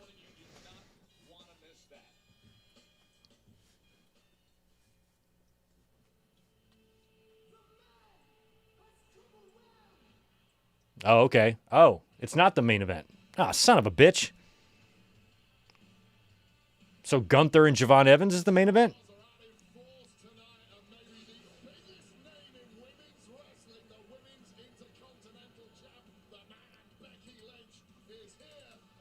Now I'm not so sure if Maxine's going to win the title. I don't know. I just feel like I completely changed my mind within the course of 10 minutes here. With the amount of women still missing on the War Games teams, it makes a lot of sense for it to be Becky and AJ Lee. But in order to get there, a good way to get there is to have Maxine win the championship here, maybe with some help from AJ Lee. And then you somehow get the two women on the War Games teams or something. I don't know how you got another week. You got another Monday Night Raw next week, so you can do it all next week.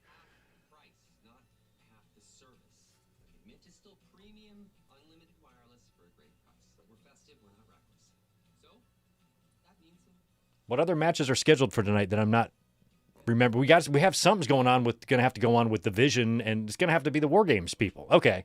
So that's what the main event's going to be. It's not going to be Gunther and Javon. It's going to be whatever they do to bring back Roman Reigns and possibly Brock Lesnar. It's going to be Roman and Brock closing the show, not the Intercontinental title match. So hopefully we still see a title change here. Yeah, so I guess it's going to be this match. Next up, we'll have Gunther and Javon Evans, and then we'll close the show with whatever the Vision does with Punk and company, Punk and Cody.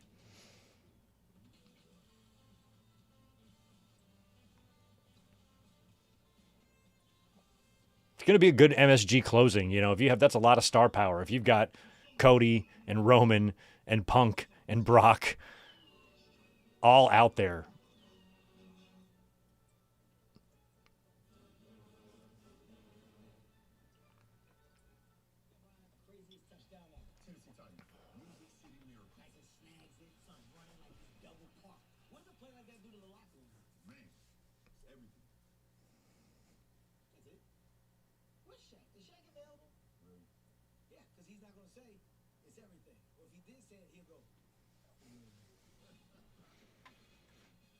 Chavo versus Psychosis in the main event. It's going to be a good match. Right, Tito?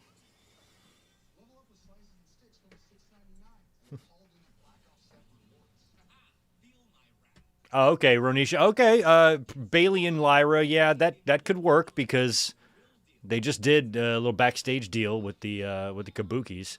So if they need, but now it looks like Charlotte is back on the women's team.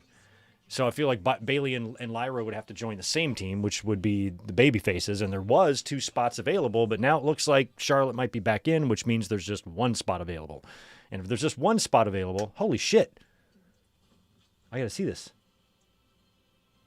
This is happening? Finally? Stranger Things? I forgot about it. Look how old they are. Fucking 11 is way older than 11. Volume 1, November 26th. Volume 2, Christmas. The finale, New Year's Eve. Okay. All right. It's been a while. I think I'm going to legit buy maybe the Hogan one, because I still have my Hogan one. But I'd want to buy 2. I'd want to open one and keep one up on the shelf or something. I want to open it and see like how it compares. But if you've got an unopened Hogan one from 1984, thing's worth thousands of dollars. Jimmy Van, the co-owner of Fightful, or co-founder, or whatever he is there, he's got an unbelievable LJN collection, unopened boxes. He's got them all, and some of the obscure ones and shit. Like, He's got to have $1 million worth of figures. It's nuts. I'm like, when I was a kid and I opened all those up for my birthday because they were wrapped very specifically so you would know you're getting a wrestling figure. You're like, sweet. I remember for my birthday I had a stack of them all wrapped. So I knew they were figures. I just didn't know who they were until I opened them. But if I would have not opened them and kept them.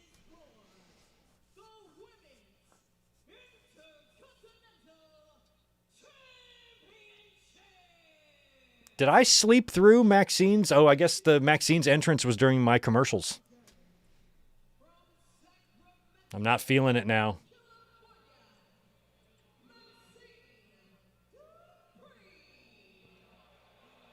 Look at Becky in her face.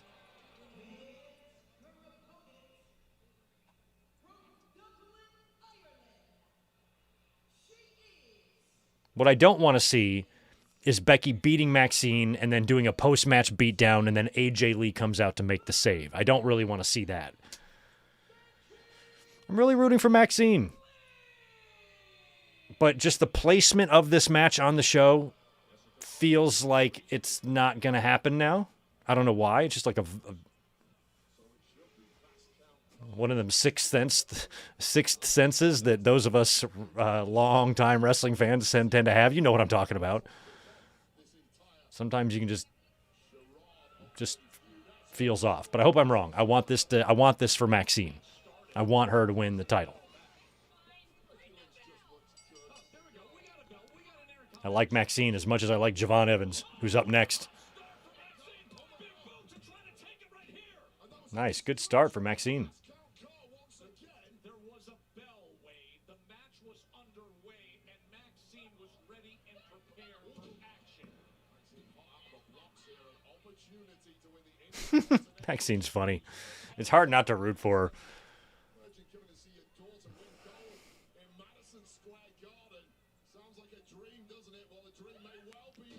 Jeez.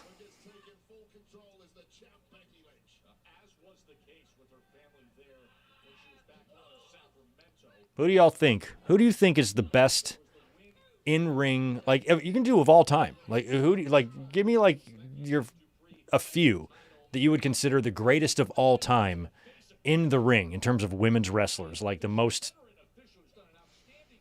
Bret Harts and the Eddies of the women's division. Like, who would you have? I put Medusa on the list.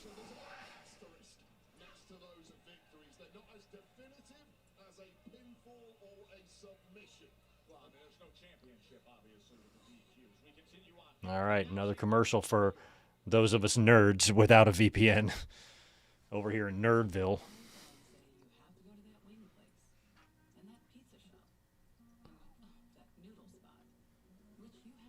All right, cool. Be right back.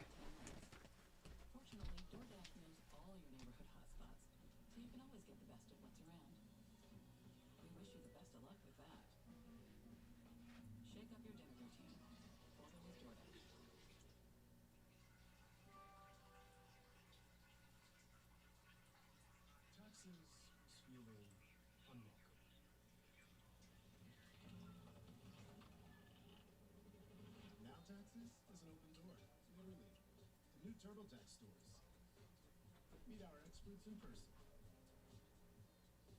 They're ready to do your taxes for you, so you can walk out with confidence. Now this is taxes. Intuit TurboTax.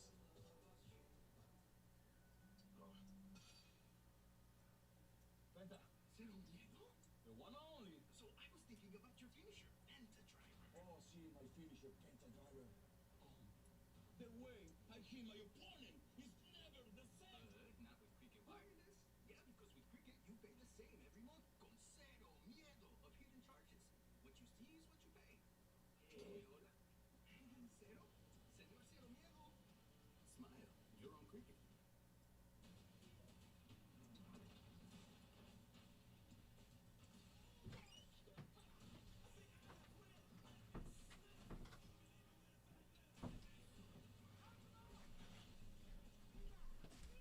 All right. I am back. He's back.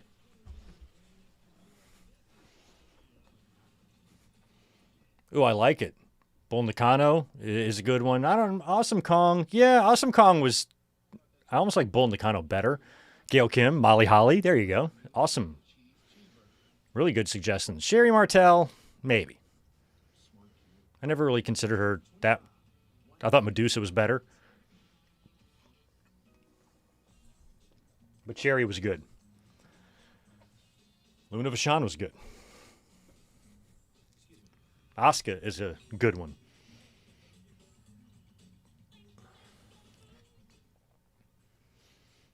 If you want some obscure ones from the 80s, look up the fucking Jumping Bomb Angels. I remember watching, we're going to watch that Survivor Series, actually, now that I think about it, this coming Sunday. And I remember shitting my pants in disbelief at some of the things they were doing because as a 10-year-old kid hasn't seen anything like that before. And I was like, what in the hell? I'm like, that is some exciting shit. I would go back and watch that match often as a kid. Fire up the old VHS. Jazz. Victoria. Victoria is another one on my list. Mickey James. Hell, I didn't even put Trish on there. But Mickey, yeah, another good one.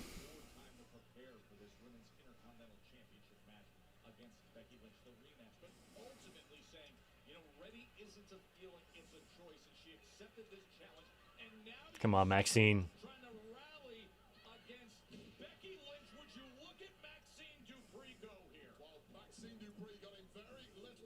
Why are the fireflies out?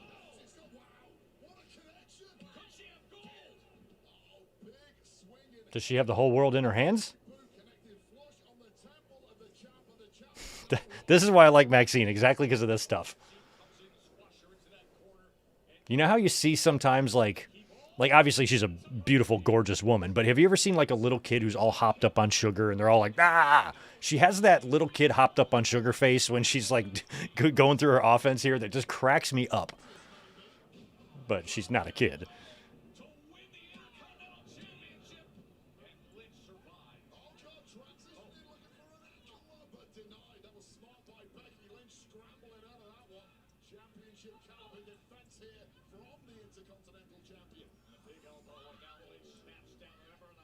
Think of it like a wild-faced little boy, like crazy little boy, going nuts around his house.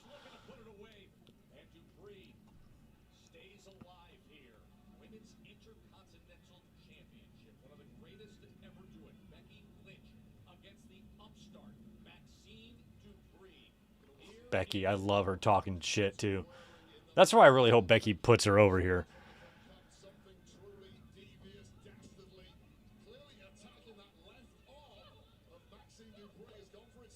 You can see Becky saying, hit me, hit me, hit me.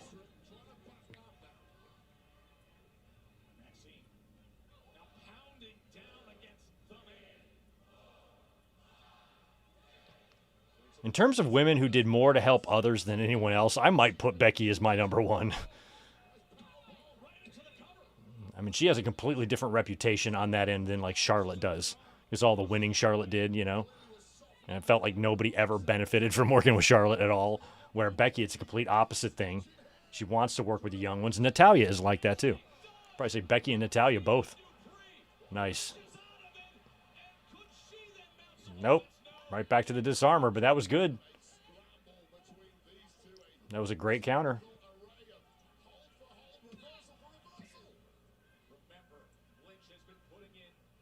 Uh-oh, manhandled. Nope.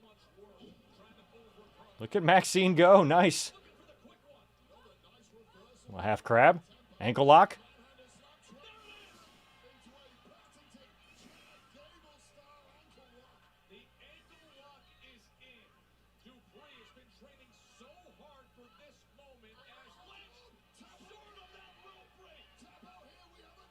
Oh, how is she? She's going to have to squeeze out of this.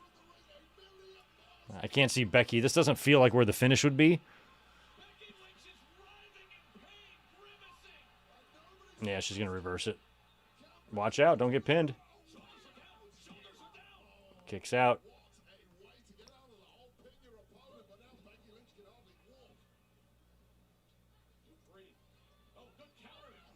Oof.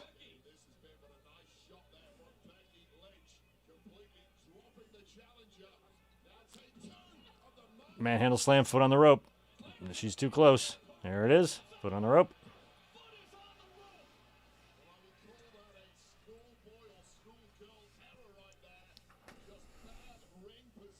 Snooki, another good suggestion. Yes, the technical pro wrestling master that is Snooki, trained by Vern Gagne, polished by Stu Hart, worked the territories, came up through Georgia and the Crockett's, eventually went to New York, won multiple championships.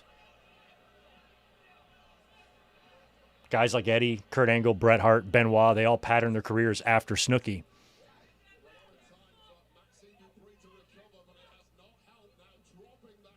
She was a pioneer.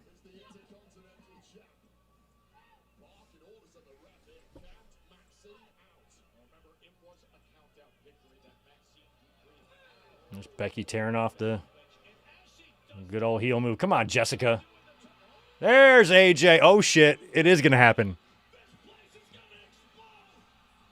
Well, it's a weird place to bring her back. Right when she's tearing off the ring thing? All right, cool. So Maxine's going to win the title, and then Becky and AJ are going to be added to War Games.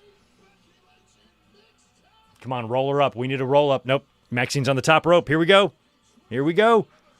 Here we go. Come on, girl. High cross. Come on. You got to love it.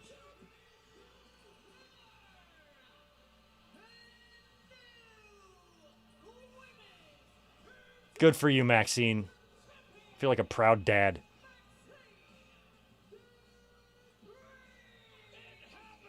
I started this YouTube channel when she was 6 years old.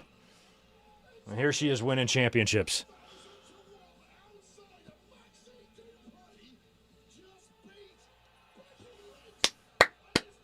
Happy for her. See, this is what I thought was going to happen, but the placement of the match when they came back from commercial and Maxine even getting the Netflix commercial fucking entrance. And I'm like, oh, maybe I've got this vibe wrong. Maybe I'm wrong on this. I wasn't wrong. That's what they did. AJ should have something to do with the loss there, and then Becky and AJ can be tossed in the cages.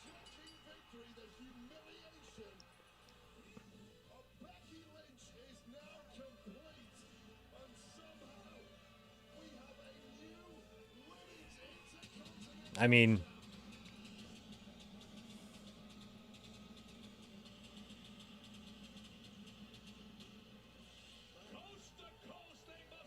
I would love to say, if I was a wrestler, that I won the Intercontinental title in Madison Square Garden. What a sentence.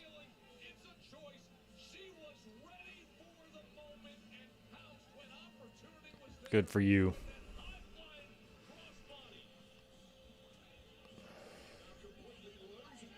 And this is what I wanted a lot more than AJ winning the title. I like AJ and everything, but coming back after all that time and then just immediately winning a championship like that, no way.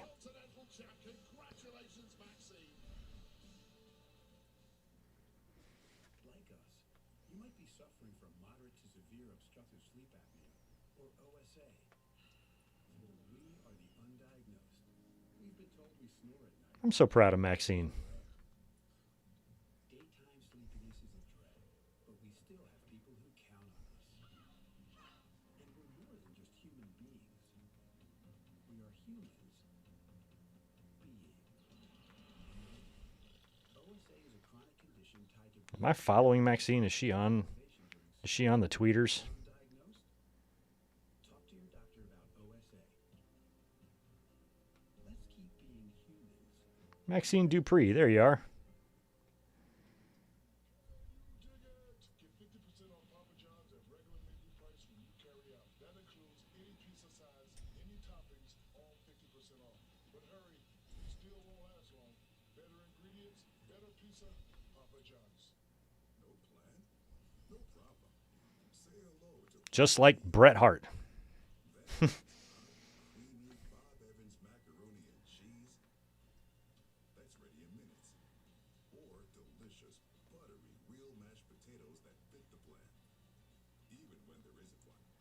Because Bob Evans is here for the unexpected. When you need quick and easy comfort, bring out the Bob. Fucking Bob Evans. I haven't been to a Bob Evans in forever. Who invites a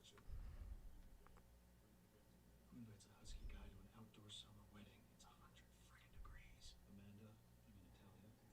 And because I sweat a lot, I went to Men's Warehouse and got a suit with special fabric called chill flip. Remember when Austin did the Hall of Fame, and I'm watching a Men's Warehouse commercial right now, and his suit broke, and he dissed Men's Warehouse and shit on them, said their suits suck. I thought that was awesome.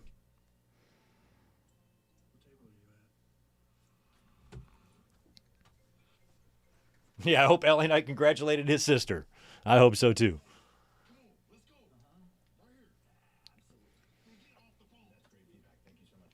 And she got the pyro treatment on her victory. OC 268. Good point. They treated her well.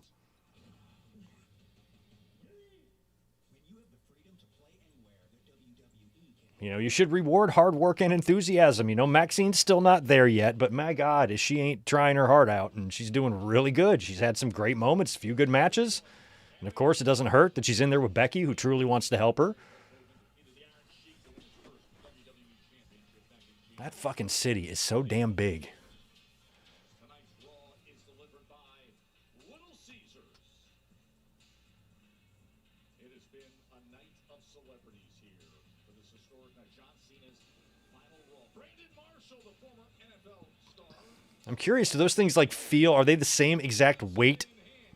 And do they have the same texture and everything that the old ones did? They were really the best. I never got into the plastic figures. You know, I was already done playing with action figures by the time the WWE plastic ones came around. Sons of Anarchy's Chuck Cena is always a fixture ringside at Combat Sports, and he has been loving his night up on his feet here at Madison Square Garden. Is there a bigger fan? This fucking guy. I've never seen any of Fluffy's stand-up ever.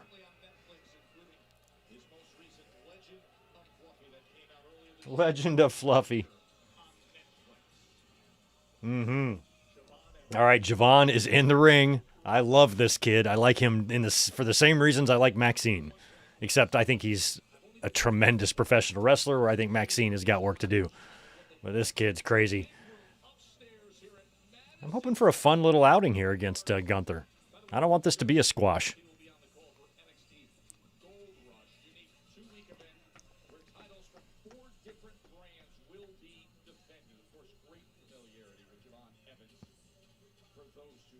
Yeah, I don't think Maxine's run's going to be terribly long. I could see Becky winning it back and then AJ winning it after that, which would be better because I want AJ to be around a little bit and make a few appearances before they start throwing belts at her.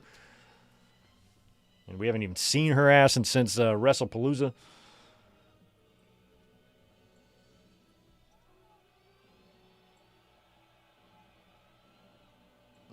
Look at Gunther. He's kind of wearing like a boxing robe here. Or like a nice silk bedtime robe. He's getting ready for bed. I like the robe. It's very like rich villain in a movie. Like this is the final boss of The Equalizer or of Liam Neeson in Taken. Like this is the guy. This is the final guy you kill. It's him.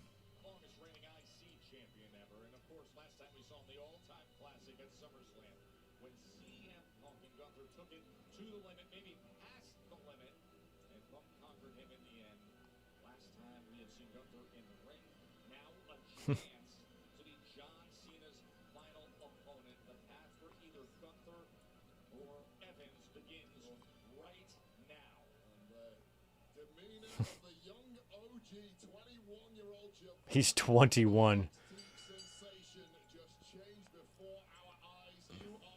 Well, welcome back, Gunther. He just quietly kind of comes back here, and he's in this tournament.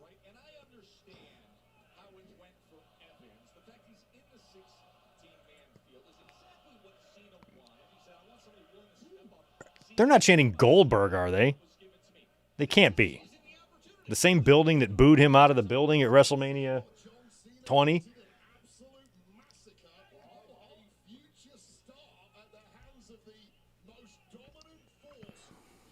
Oh, Walter. Better. Walter. Yo, Amato, what's up, buddy? Pistons win 10th straight. I hope that enchilada stays warm enough for me to eat. And I hope they were good, bro.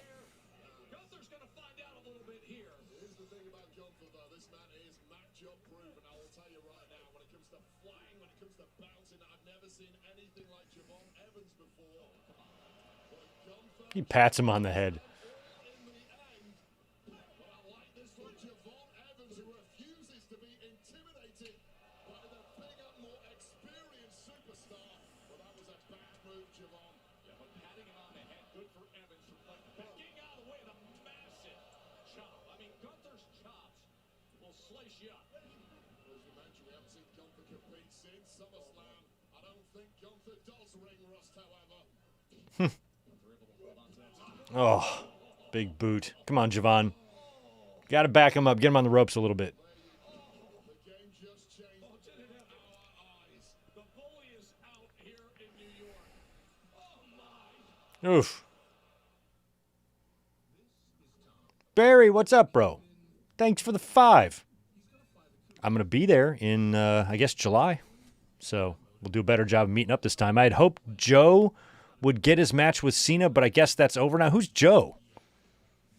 Who the hell's Joe? Samoa Joe?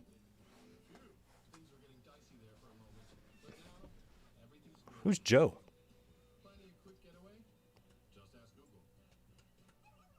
Just Joe. It might be Just Joe. Barry wants Just Joe to get a match with John Cena, y'all. I don't know how I feel about that. I'm not sure if he really did enough. Oh, Joe Hendry. Oh, yeah. I was thinking Roman Reigns. Yeah, Joe Hendry. Yeah, I kind of thought it was going to be Joe Hendry.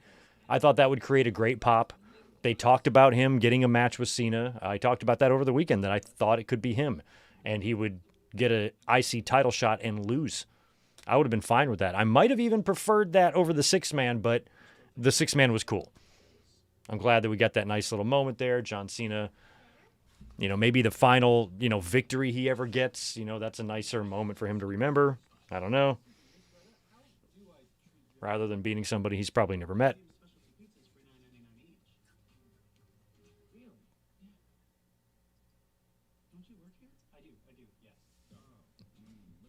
I mean, say his name and he appears and I forgot his fucking name. I'm like, Joe who? Who's Joe?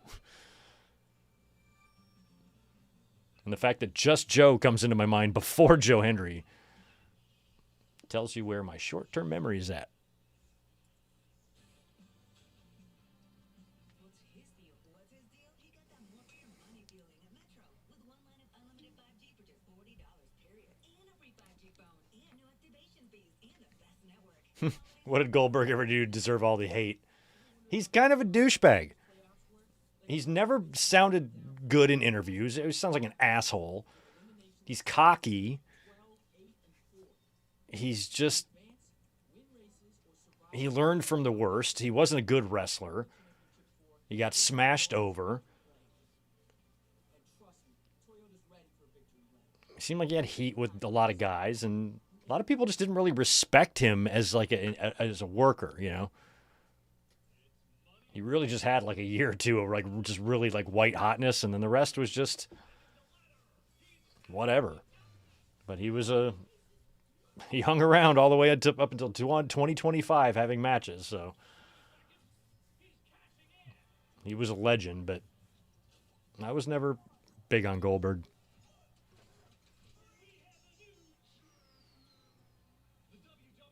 They got a Money in the Bank figure set. All right, we are back. Or at least I am back. You guys have probably been watching.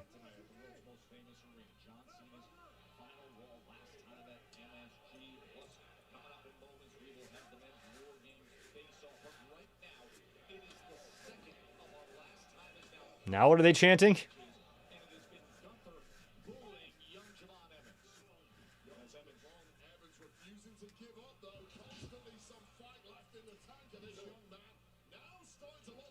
Nope. Ooh. Rough. Boston Crab.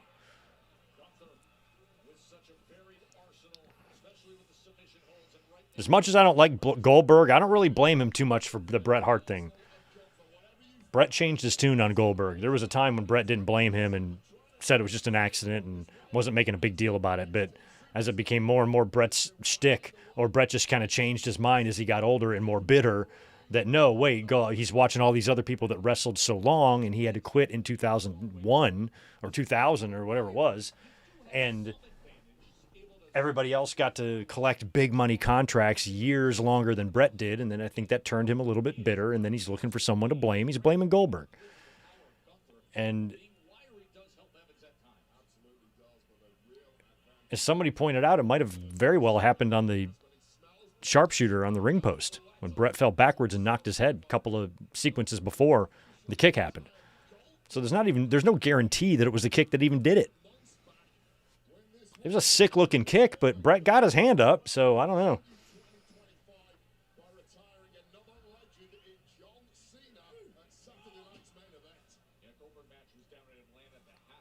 So I look at what Brett's comments on Goldberg, I kind of laugh, because luckily I don't like Goldberg, so I'm not really that torn on it. Like, but Goldberg was someone I liked, and Bret Hart, because Bret Hart's bitter about a lot of other guys too that I do like.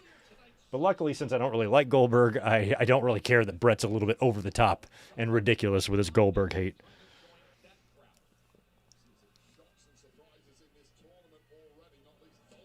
Nice. Come on, Javon.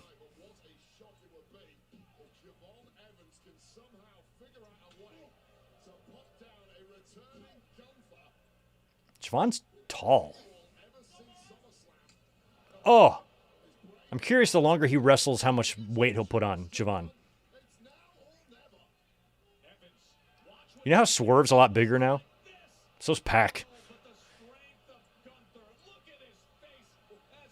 Oh.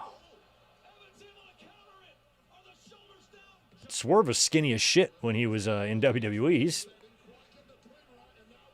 He's bigger now. Randy Orton, too. He's another tall, kind of lanky guy that put on a lot of weight. Come on, Javon. Look at that. I like how he hits the ropes.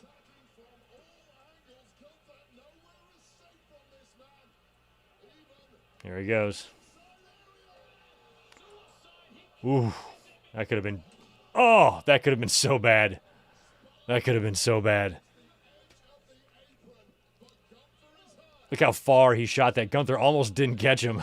He had to stop himself. Oh, good stuff. Yeah, Brett's more... Exactly. That's kind of why, like, hey, you know, Brett's my favorite wrestler of all time, but I'm not going to bullshit myself and say he's fucking morally perfect. You know, Bret Hart has a very big selfish side to him. That's really all we've always known that, but you're right. He is more bitter. He seems bitterer or mo bitter about Goldberg than he does about Owen Hart. You know, you never hear him venting about the Owen death, and he should be. You know, instead it's Goldberg kicked me, and he's blaming him for his retirement. And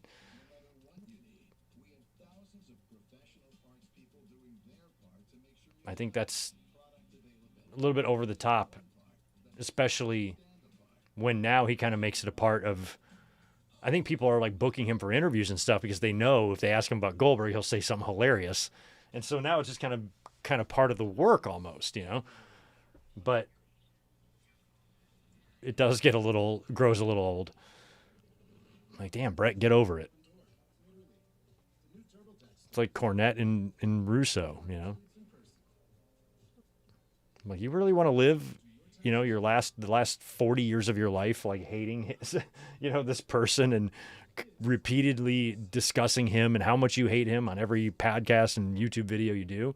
That never wears on you at some point to where you kind of wish that you didn't waste so much energy and time on that stuff. Russo's a fucking moron. Move on. We all know that.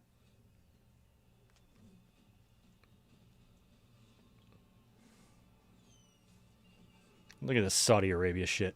What's going on here? These commercials.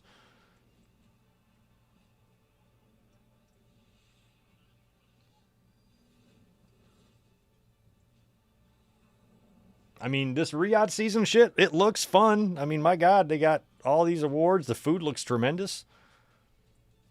But I'm not trying to get chopped up, so I don't want to go over there. Walmart has Tony's? And Nespresso? Even Apple?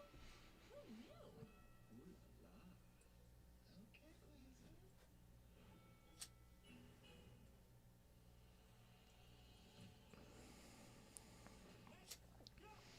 Yeah, Cornette's rants on Russo's are really funny. I just think like that energy grows old over time, you know. And Cornette, I mean, he's just made a living out of verbally murdering people.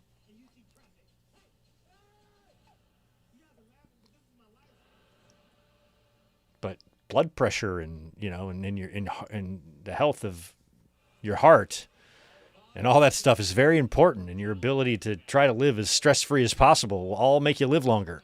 And I think Cornette is going to die of a heart attack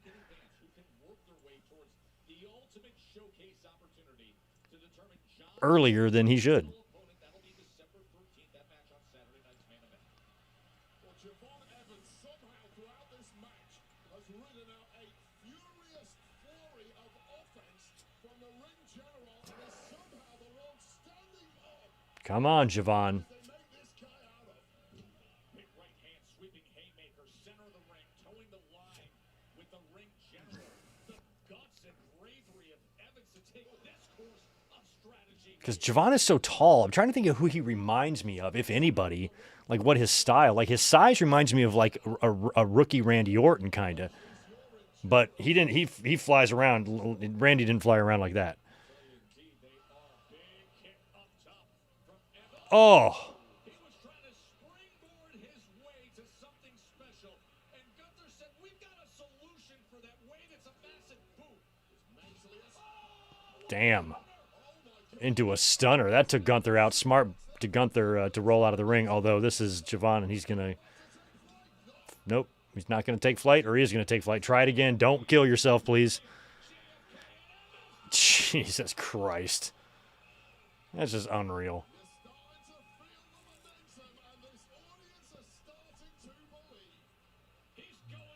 This is the type of match I wanted. I wanted it to be competitive. I didn't want him to be destroyed or squashed. He should take Gunther to the limit here. It's a showcase for Javon. Of course we know Gunther's going to win this. Okay, is Gunther going to catch him here into a sleeper?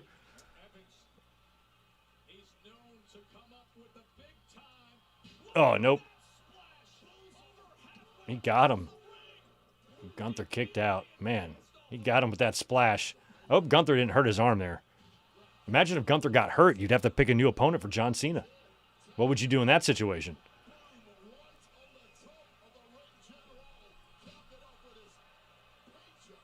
Oh.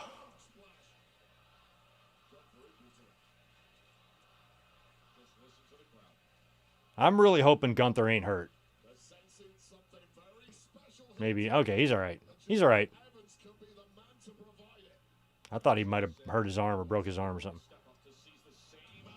Oof. Oh, is that it? He's going to end it right now? Oh!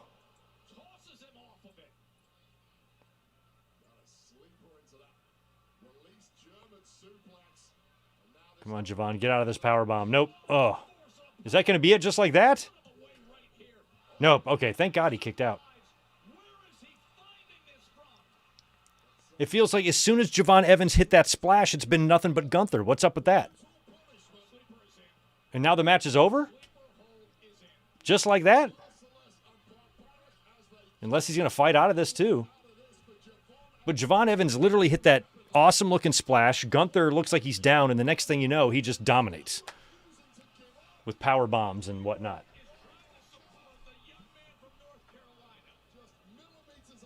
Yeah, he's tapping. What a weird way to end it.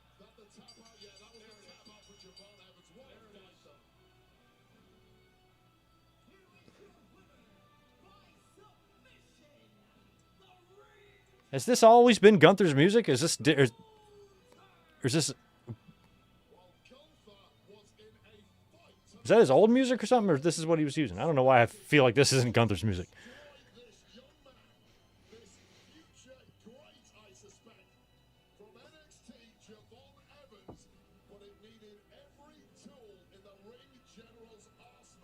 Yeah, it's gonna be Gunther and John Cena in his last match. Progressing now in this tournament is Gunther. You know, this was a huge spot for Evans.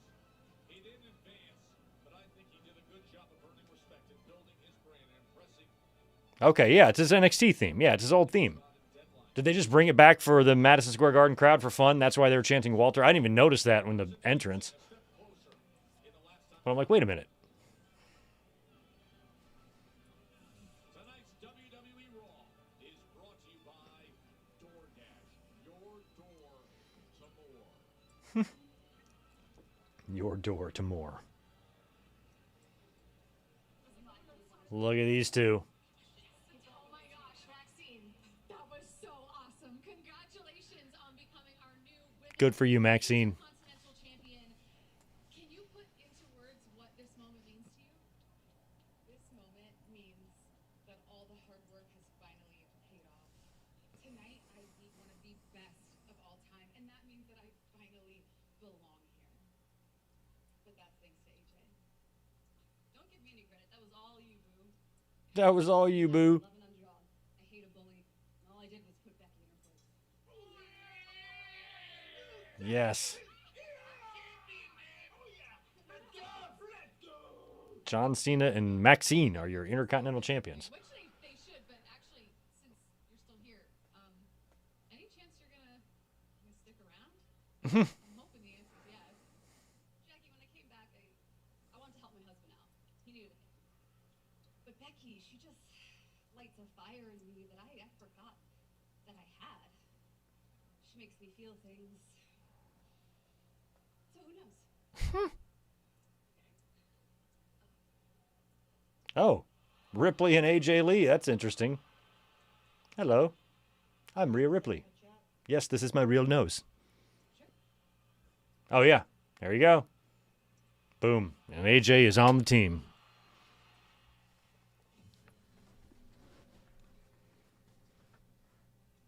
So it'll be AJ and Becky rounding out the teams. And there we go.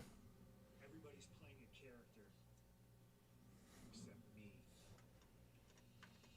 I don't need to pretend.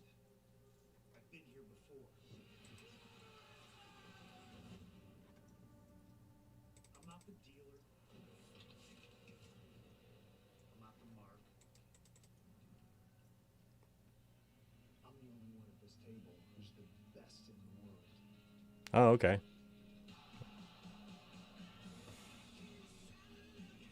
WrestleMania, Vegas, it's anyone's game.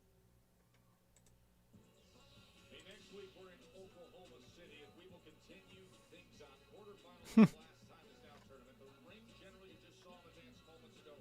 So now it is Gunther against either Carmelo Hayes or Big Bronson Reed. And also next week in OKC, continuing the last time is now tournament. We're in the quarterfinals. Solo Sikoa, who was victorious early tonight. Okay. Dolph Ziggler, he will face He'll face either Finn Balor or Penta. Balor or Penta. All right. This week on SmackDown, the winner gets Solo Sikoa. So Balor and Penta, two Raw people, are going to have their match on SmackDown. I just feel like effectively there is no brand split, and that's fine. We don't need it.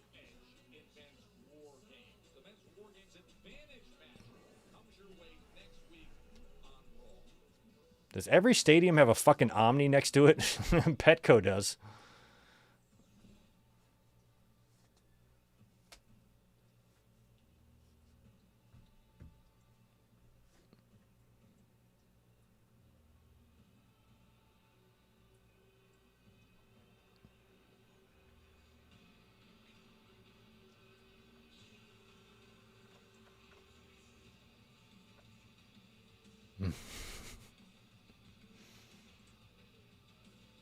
There's a clip on Twitter of Goldust speaking for the first time since being electrocuted by Evolution.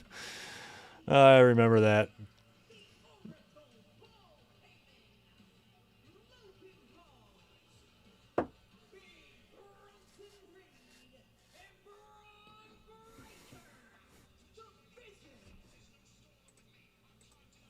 It is tough to really put in proper perspective the brutality, the disruptive danger put forth by the Vision. Oh, yeah, that's right. It's the War Games face-off. I wish this face-off was happening in the crowd on the platform with either Mean Gene Okerlund or Craig DeGeorge in the middle of it, moderating. 11:29:25. God. I got to go downtown, that means. I got to drive downtown. I hate driving down there. Got to find parking. Hurdle homeless people.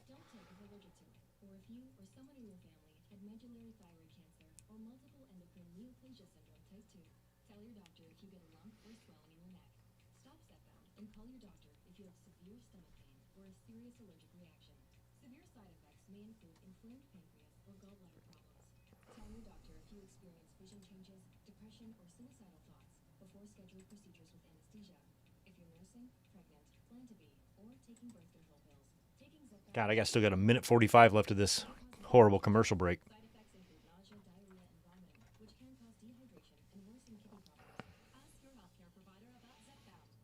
Oh, I forgot Goldust went on Howard Stern.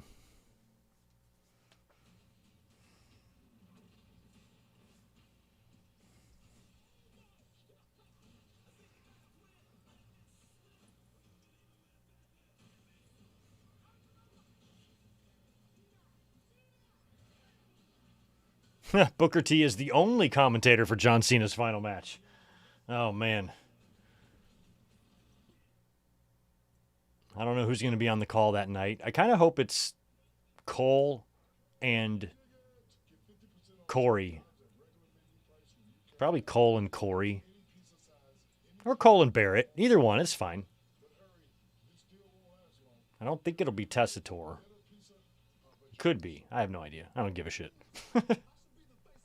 I just don't know if Booker by himself would be a good idea.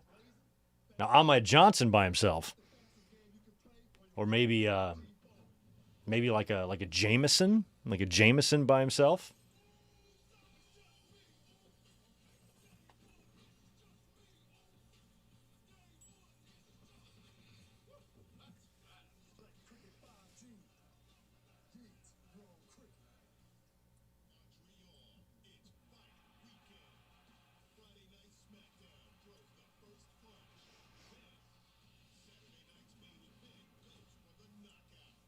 Oh, that's right. Combo, Montreal, SmackDown, and Saturday Night's main event. There's my city right there, San Diego. Downtown is cool. There's a lot of cool shit down there. Great restaurants. Got the harbor, the battleship down there. It's pretty. It's a very interesting downtown area with a very weird airport. You have to be a very experienced pilot to drop into San Diego the way the airport is located. It's kind of cool landing. I've been flying here for 30 years almost. And so all the plane rides I've taken in here, it's just very cool landing into the city. Every year you pass the same building every time.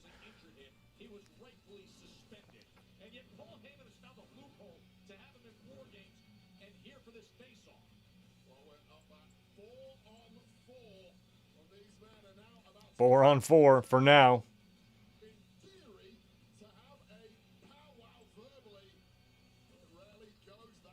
So it's going to be basically the Bloodline, Cody and Punk against Drew, Logan, Breaker, and Braun. Son, Reed.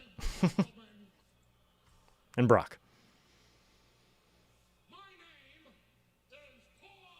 Yeah, we know your name, Paul Heyman. Drew McIntyre and Brock on the same Survivor Series team.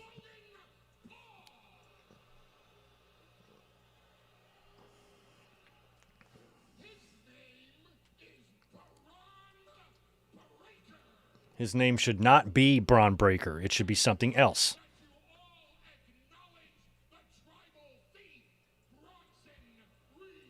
And the tribal thief, Bronson Reed.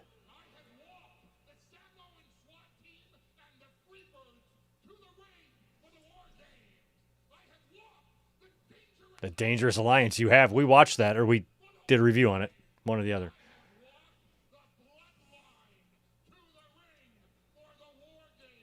Yeah, that Dangerous Alliance War Games match.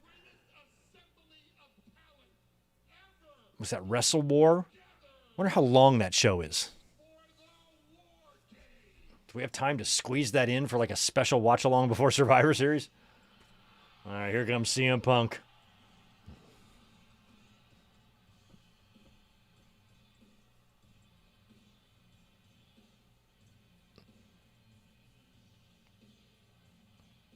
Yeah, I feel like Brock's going to come out last. I feel like we're going to get Punk and the Usos and Cody out here. And then there's going to be a brawl. And then Roman Reigns is going to show up to help the baby faces. And then Brock is going to show up to help the heels. And we're right back to Roman and Brock again.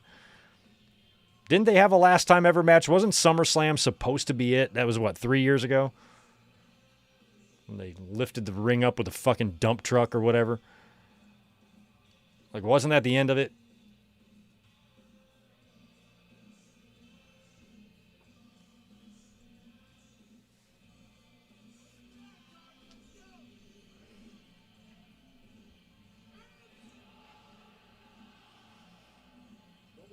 Well, Punk's brought his war. This is what I expect Punk to wear at War Games. Wear the John Moxley gear here with the jeans. Tito, you're a good guy, buddy. Tito's been sleeping next to me the whole time.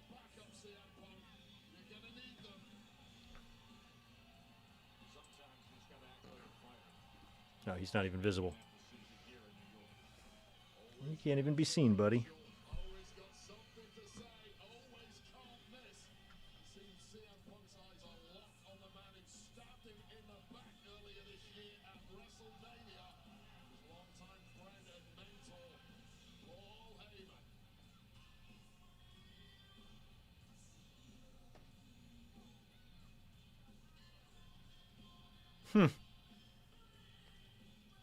So I suppose he's just going to wait there for all of his... Yep, there we go. Usos are out next.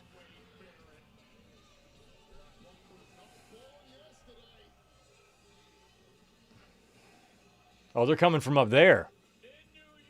What, Jimmy wanted to get a piece of that action? Hey, I want to do the entrance too.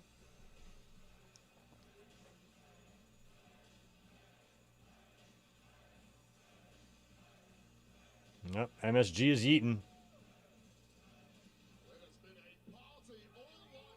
He just threw his glasses out.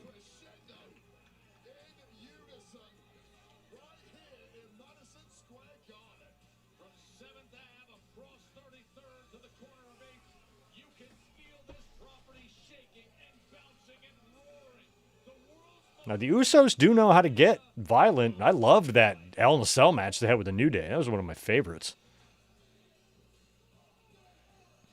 All right, we're all eating. We're all having a good old happy time here.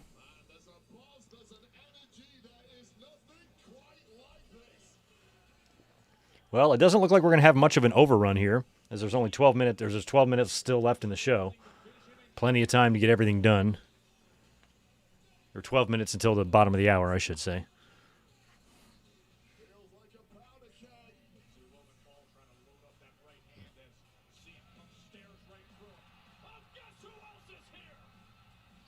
There you go, Juliet. We should watch that. I did a review on it a couple years ago, and I really enjoyed watching the match back when I did. And we should try to do that one.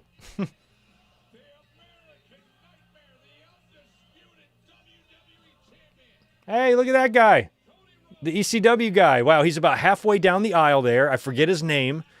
He was always there around with Vlad. I think that's Vlad's friend, actually. I think that's Vlad's friend that was always with him. He was a lot of the ECW shows as well. Wow. He ain't getting the seats that he used to get, that's for sure. He's way back there. But at least he's on the aisle.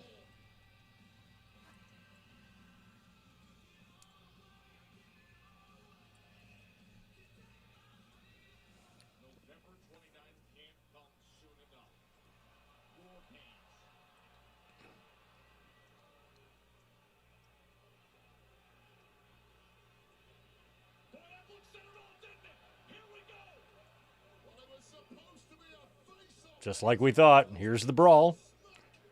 I feel like it's going to be Roman coming out first, cleaning house, and then Brock coming out.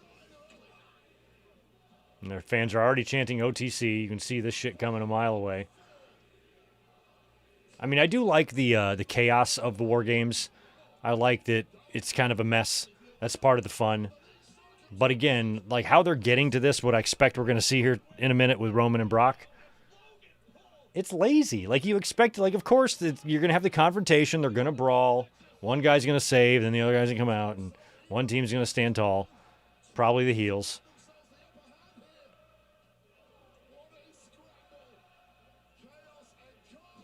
But seeing Brock and back in the ring with Punk again is going to be kind of interesting.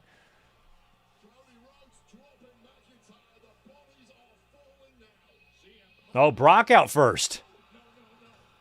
Oh, that's great. I'm kind of glad it went this way. Oh, shit. He's coming out with Punk in the ring. Roman should come out right behind him. Look at Punk. He's like, oh, okay, I better. Well, I can't run away because I can't do that, so I'll just stand here and get killed.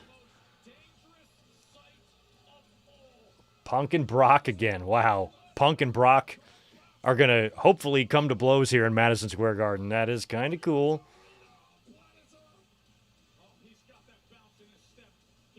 If Brock wouldn't have been named 44 times in that lawsuit, I'd be stoked to have him back. I was always a fan. Oh. Jesus, ouch. God, Punk, don't get hurt here. Don't get hurt.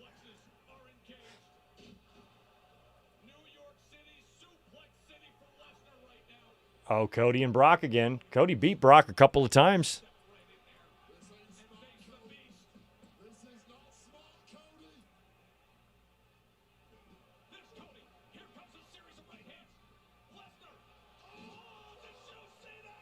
Well, it's going to be the babyfaces standing tall then. It's going to be Roman coming out, running off Brock, and he's going to stand in a line with all the babyfaces as the show goes off the air. Come on, OTC. Oh, they're going to try to play it off like they're going off the air? They're going to wait till next week? In Oklahoma City? No. Oh. That's hilarious. Oh, never mind. Okay. They try to juke us out with the credits again. Like, it's way too early. The show, it's only 7:22. Or 10:22. I was like, oh, well, I guess there's another week left. They'll just do Roman next week, but this is all very obvious. I hate his new theme. It does not get bigger than this. If there was one man on planet Earth who you felt could have a chance at going toe-to-toe, You guys were all getting along at the WrestleMania poker video. Nobody was fighting there. Now all of a sudden you're fighting. I feel like that's something Jesse Ventura would say if he was on the call right now. Well, wait a minute, Gorilla. I just saw all these guys on the WrestleMania video. They were playing poker together, having drinks, probably smoking cigars. Now you're telling me they're angry? What's that about?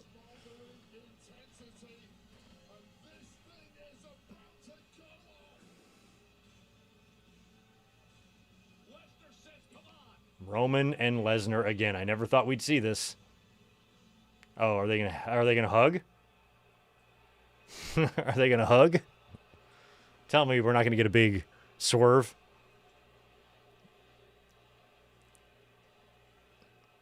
Well, it can't be 6-on-6, so I feel like these guys have to fight.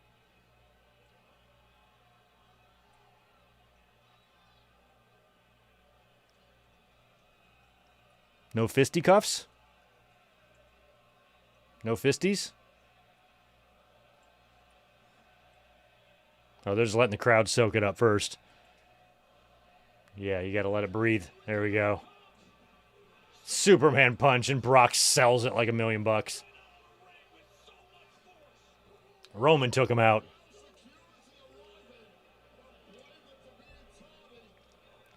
Brock retreats.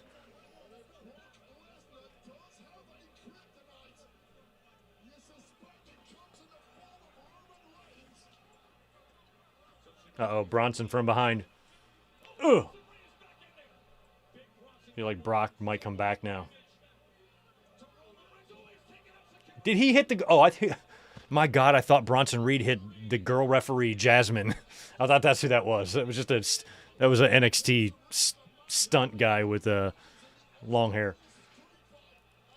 I was like, did he just punch the girl referee? Nice. Superman punch. Down goes BBR. Stands for Big Bronson Reed, in case you didn't know. NYPD. That is not the NYPD. You got that. You got those uniforms at Spirit Halloween. Oh, wow. He just speared NYPD through the barricade. Of course, in the only part of the barricade that you can spear through. Never happens anywhere else. It's always in that one very, very, very, very specific spot every single motherfucking time. And the show's off the air. Right on. So just as expected, we got pretty much everything we wanted. We had John Cena and Dominic Mysterio setting up their Survivor Series match, which I'm stoked about. So on Raw, going into this today, based on all of the leaks and things like that we saw, word was going around that it was probably going to be Dolph Ziggler as Solo Sikoa's opponent. Also, AJ Lee, Brock Lesnar, and Roman Reigns were all expected either to be at the show or were spotted at the arena or spotted in town or whatever. So you kind of knew that going in.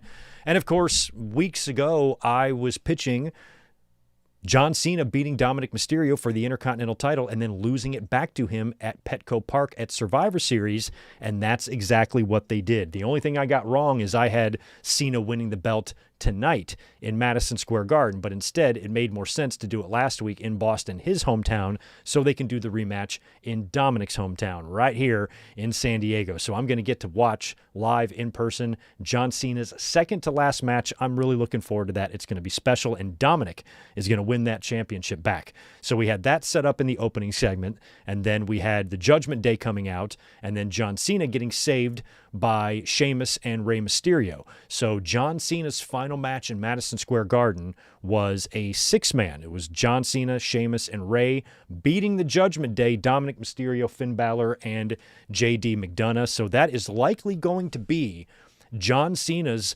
final victory of his career with what we saw tonight.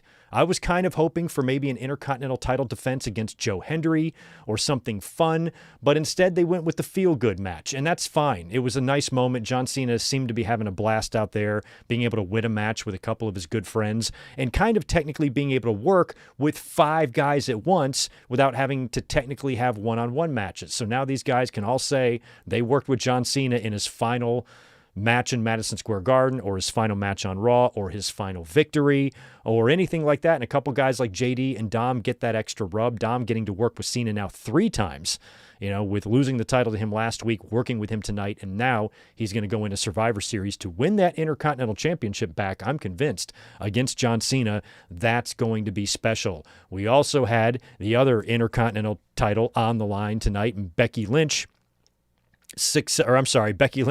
defending the IC title against Maxine Dupree. And again, you could kind of feel out where things might be going. And I had predicted earlier on in the show that I think Maxine's going to win the title tonight, because another name that was rumored to be around backstage was AJ Lee.